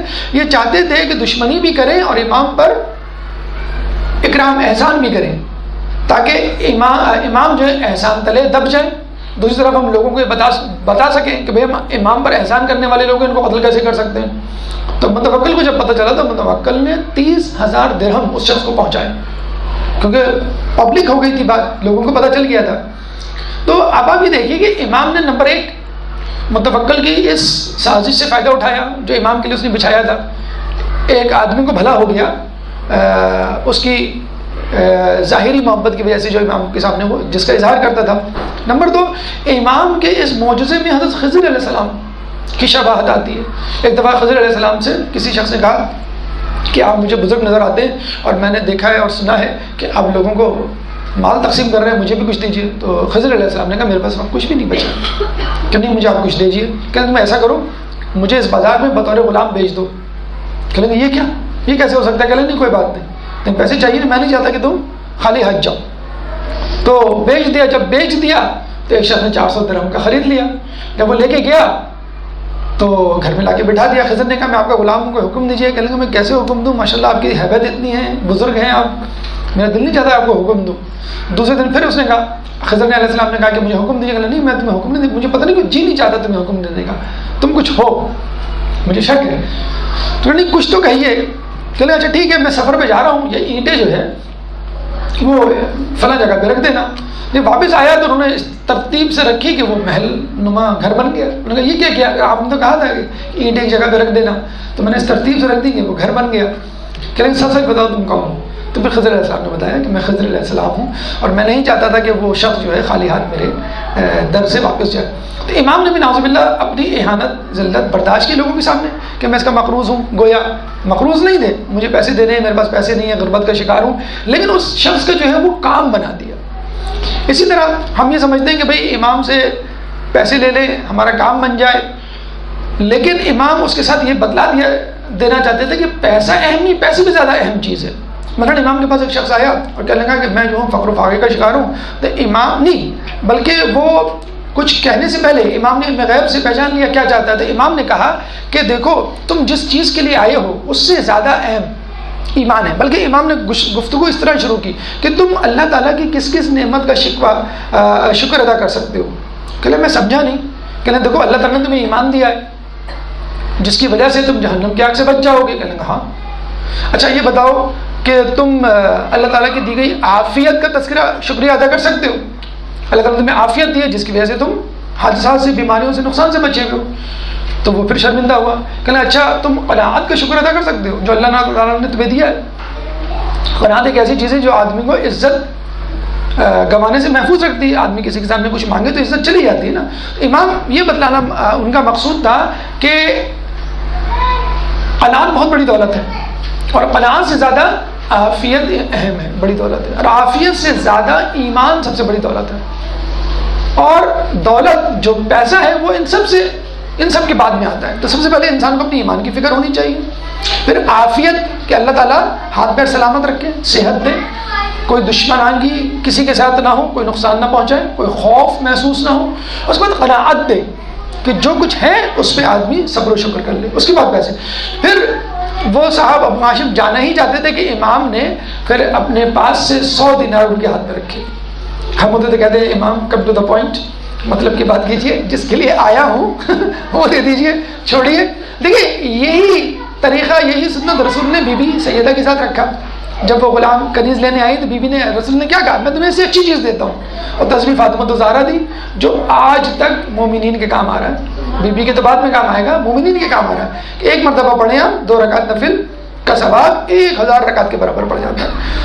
مطلب ہم جو سمجھتے ہیں کہ درہم و دینار, حکومت, مقام, مرتبہ یہ بہت بڑی چیز ہے, کچھ بھی نہیں ہے. سلمان علیہ السلام ایک دفعہ جا رہے تھے تو دیکھا ایک شخص کہہ رہا ہے کہ سبحان اللہ, سلمان علیہ السلام کو اللہ نے کیا نعمت, کیا حکومت دی ہے.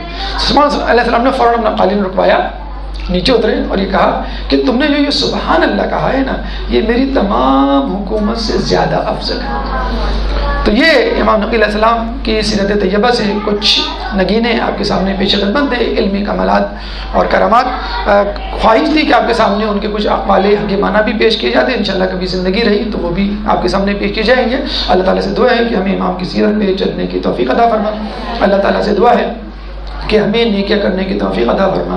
اللہ تعالیٰ سے دعا ہے کہ ہمیں ایمان, عافیت اور قناعت کی دولت سے مالا مال فرمائے.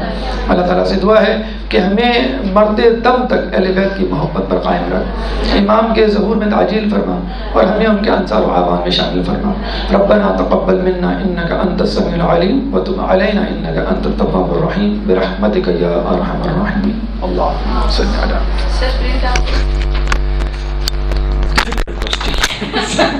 پرنٹ آؤٹ اس دفعہ مل گیا. آپ لوگ انتظار میں تھے پرنٹ آؤٹ کے؟ اچھا ٹھیک ہے, اگلی دفعہ انشاءاللہ میں لے آؤں گا. اصل میں میرا کل بھی درس ہے تو کل کا چاہیے پرنٹ آؤٹ تو مل جائے گا, تو اس وجہ سے میں نہیں تیار کر سکا. انشاءاللہ اگلے ہفتے کوشش کروں گا جب بھی آیا تو اس کا بھی پرنٹ آؤٹ ساتھ لے کر آؤں. اللہ پڑھنے سے وہ ہوتے ہیں کتنی بار پڑھیں گے یا اللہ, اس میں کوئی وہ تو نہیں ہے, بس جتنی مرتبہ پڑھ سکتے ہیں آپ.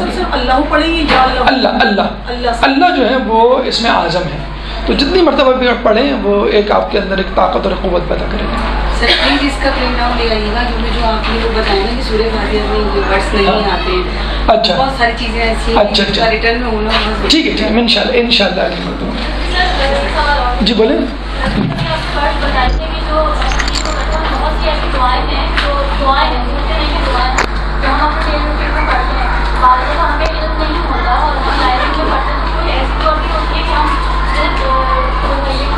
تصویر ہے کیا ویسا کرنی ہے تو ہم ڈیلی رات میں پڑھ لیتے ہیں.